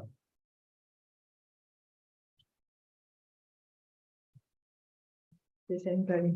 I mean, I guess the lot line does make a lot that is more buildable, that you can actually Yeah. do something on that. You know, that's, so really, that's what we are creating, but if we charge it for one of them. So you guys, I just. I'm not sure. Make a motion to approve application 504-23 with the waivers. Oh, yeah, monument, the southeast corner. I guess, lot corner to be set, is a condition. And then the, waivers, requested 302B, 603L, 604C, 302C, 302H and I, 603N, 302O, 6.030, 6.03D, 6.03M, 3.02D, 3.02E and I, and, yeah. Second. Yeah. What, Carrie? Would you like to include the language, as it complies with the zoning ordinance and the subdivision regulations? I'm sorry. Oh, okay. You would like to approve. With those all the waivers conditions as as- previously listed and as the proposal complies with the zoning ordinance and subdivision regulations, given the plans presented and waivers granted. You still have a second with that added? Second. All those in favor? Aye. Opposed? There you go. We do who lies. We're not charging it anymore. Oh.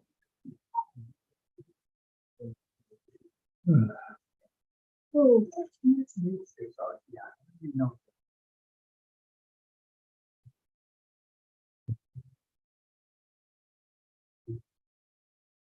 No. Thank you very much. Yes.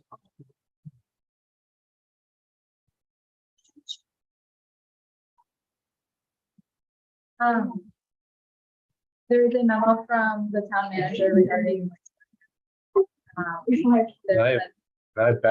So Tom called me because he thought, I met him and I think he thought we were like an electric board. So he called me up to yell at me. And I said, no, we're just volunteers because they're doing construction by his house and the logging trucks are rolling in at like 6 a.m.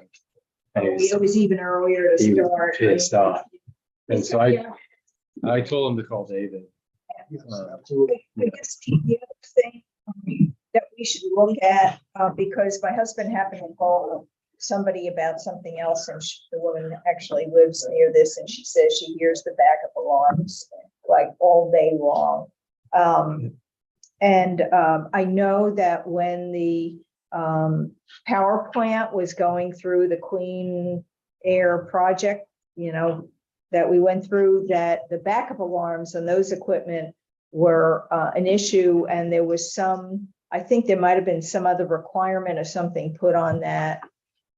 So to address there is that. a different type, and actually it's kind of funny because I had a sales rep for a company we deal with that it's a polyphonic ghost backup alarm. That is basically, it's loud when you're next to it. It's not a beeping sound, but it's not loud at a distance. And where could one purchase one of those, Tom? You don't believe the second guy. Good, good, good.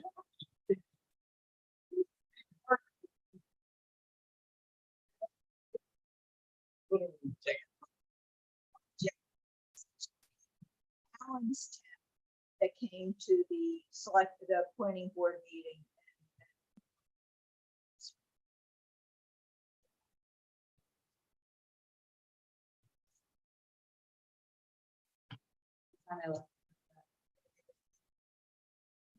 Okay, we'll call all the vendors, deliveries, and they're extremely,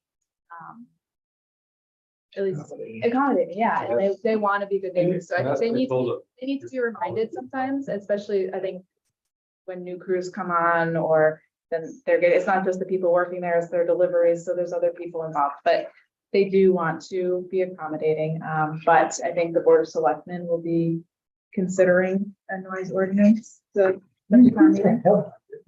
We did, it was approved by the Board of Selectmen, but it really needs to go to town meeting.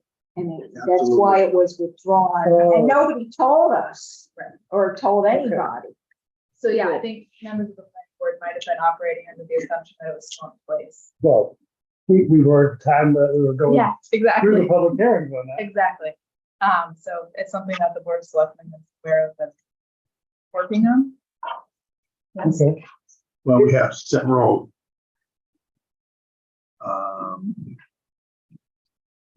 ideas from other municipalities, so. Yep. So, but so that's something that the planning board would put to town meeting, or is that? No, it's actually the Board of Selectmen. Okay, that's all. The planning board may want to speak in support of it, or but it's really a Board of Selectmen. So the planning board doesn't get a, like, hey, I like this time, that zone, this is whatever, where it happens. In the verbiage I read, I not.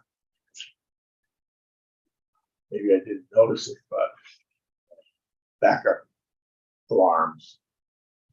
You probably need to include that, if that's an issue. As long as it satisfies OSHA requirements. Well, and yeah, that is a problem. So I don't know the difference. Loud beep, beep, beep. Then you get the Amazon. I'm just learning about it. Then you get the Amazon truck. You know, so. Hope you get that difference. I hope everyone on YouTube is. So, yeah. I guess. And we can also, like I said, it would be interesting to look at the Clean Air Project approvals or stuff. So would you be our subject matter expert on backup alarms? Well, I'm learning a little about them, and I'm gonna start talking to them, so. I could do a demo for you with the. Yeah, I don't know how to just Yeah, yeah. engage them.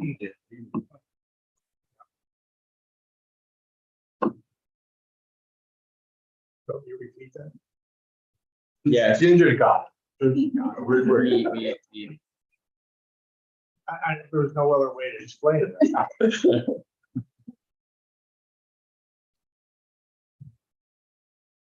Would we put that in? I'll see if I can get you some terminology for what you'd want. And, I mean, I think some of that is the noise ordinance needs to be more for residential areas than commercial areas. Coming from a guy that lives in the I2 zone. It's really prohibitive, to tell, trucks and equipment are manufactured with a beeping. Well, backup we haven't received any complaints reference backup alarms. It was mostly trucks coming into fuel. They got some concrete deliveries, stuff. Well, like this that. is somebody that lives in that area, and she was mentioning that. The backup. Yeah, okay. Well, we haven't heard that. I think more is just the time that we start, Right. it doesn't, and I thought it used to be like at 7 a.m. Maybe, 8 or 9 on a 4:30 weekend, in the morning. yeah, not at 4:30 in the morning. And that was the complaint. Yes. So if I want to put more opinion in it, I do with what. Right, the other item I included under correspondence and other business is the zoning amendment calendar.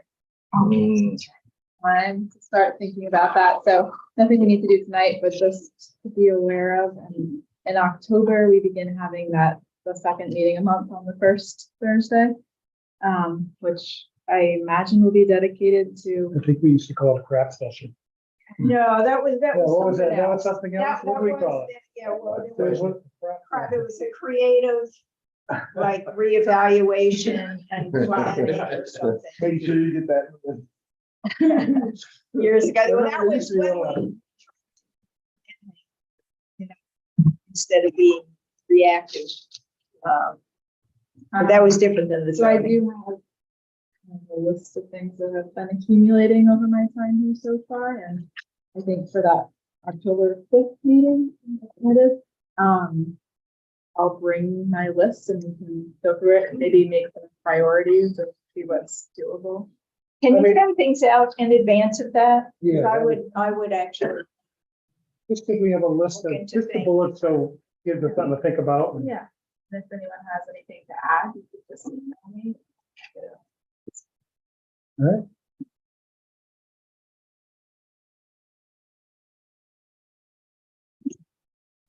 And before everyone runs out at the end, for the items that were continued, if you can keep your packets, either leave them like in a nice pile on the table or take them with you if you're gonna bring them back. But probably better to leave them here in digital, keep them safe, saves us. That reprinting stuff.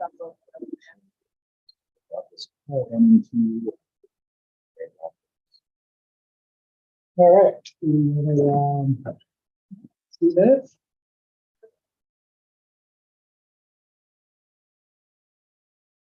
And then I was gonna go into public. Oh, that's right. Let's do minutes and we'll. I think the only thing that I really said was, and it may have been because it was a little bit difficult to, summarize, is that, on page 3 in the area of like 122, 123, it started quoting Kip, what Kip said, and since we don't do,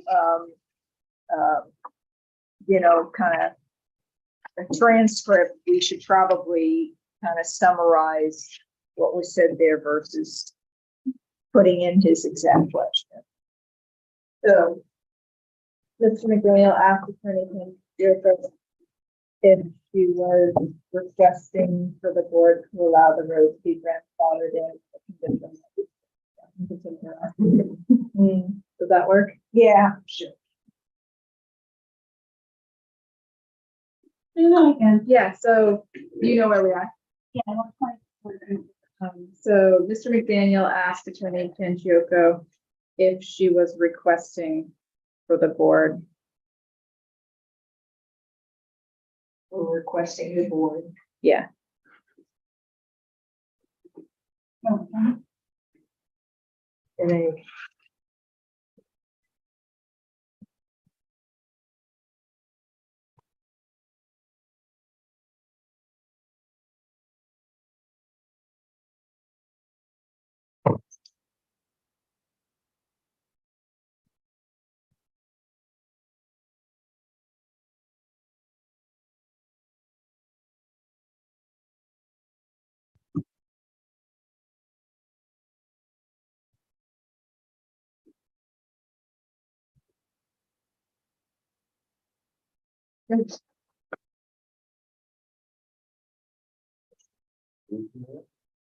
Second.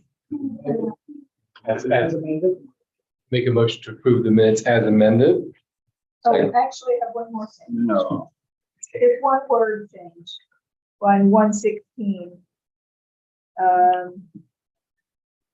Because it says Attorney Panchioco said that the board was going to consult town council. I thought it should be that she understood that the board was going to consult town council. Understood.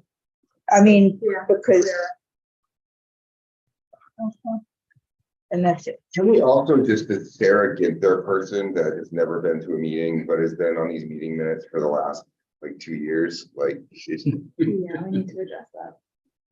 like, I feel like her term has probably like been up.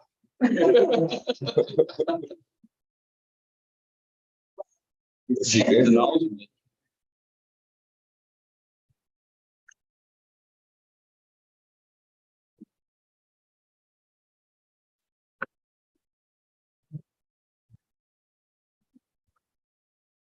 It's, Are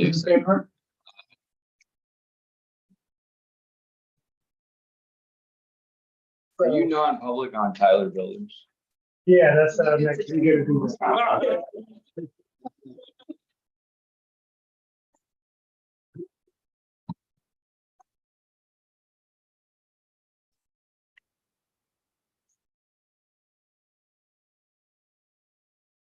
Yeah, we're going to non-public. I'll make.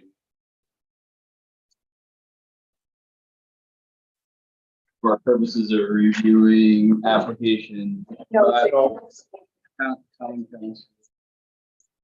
Associated with that. You ought to. So we're going to.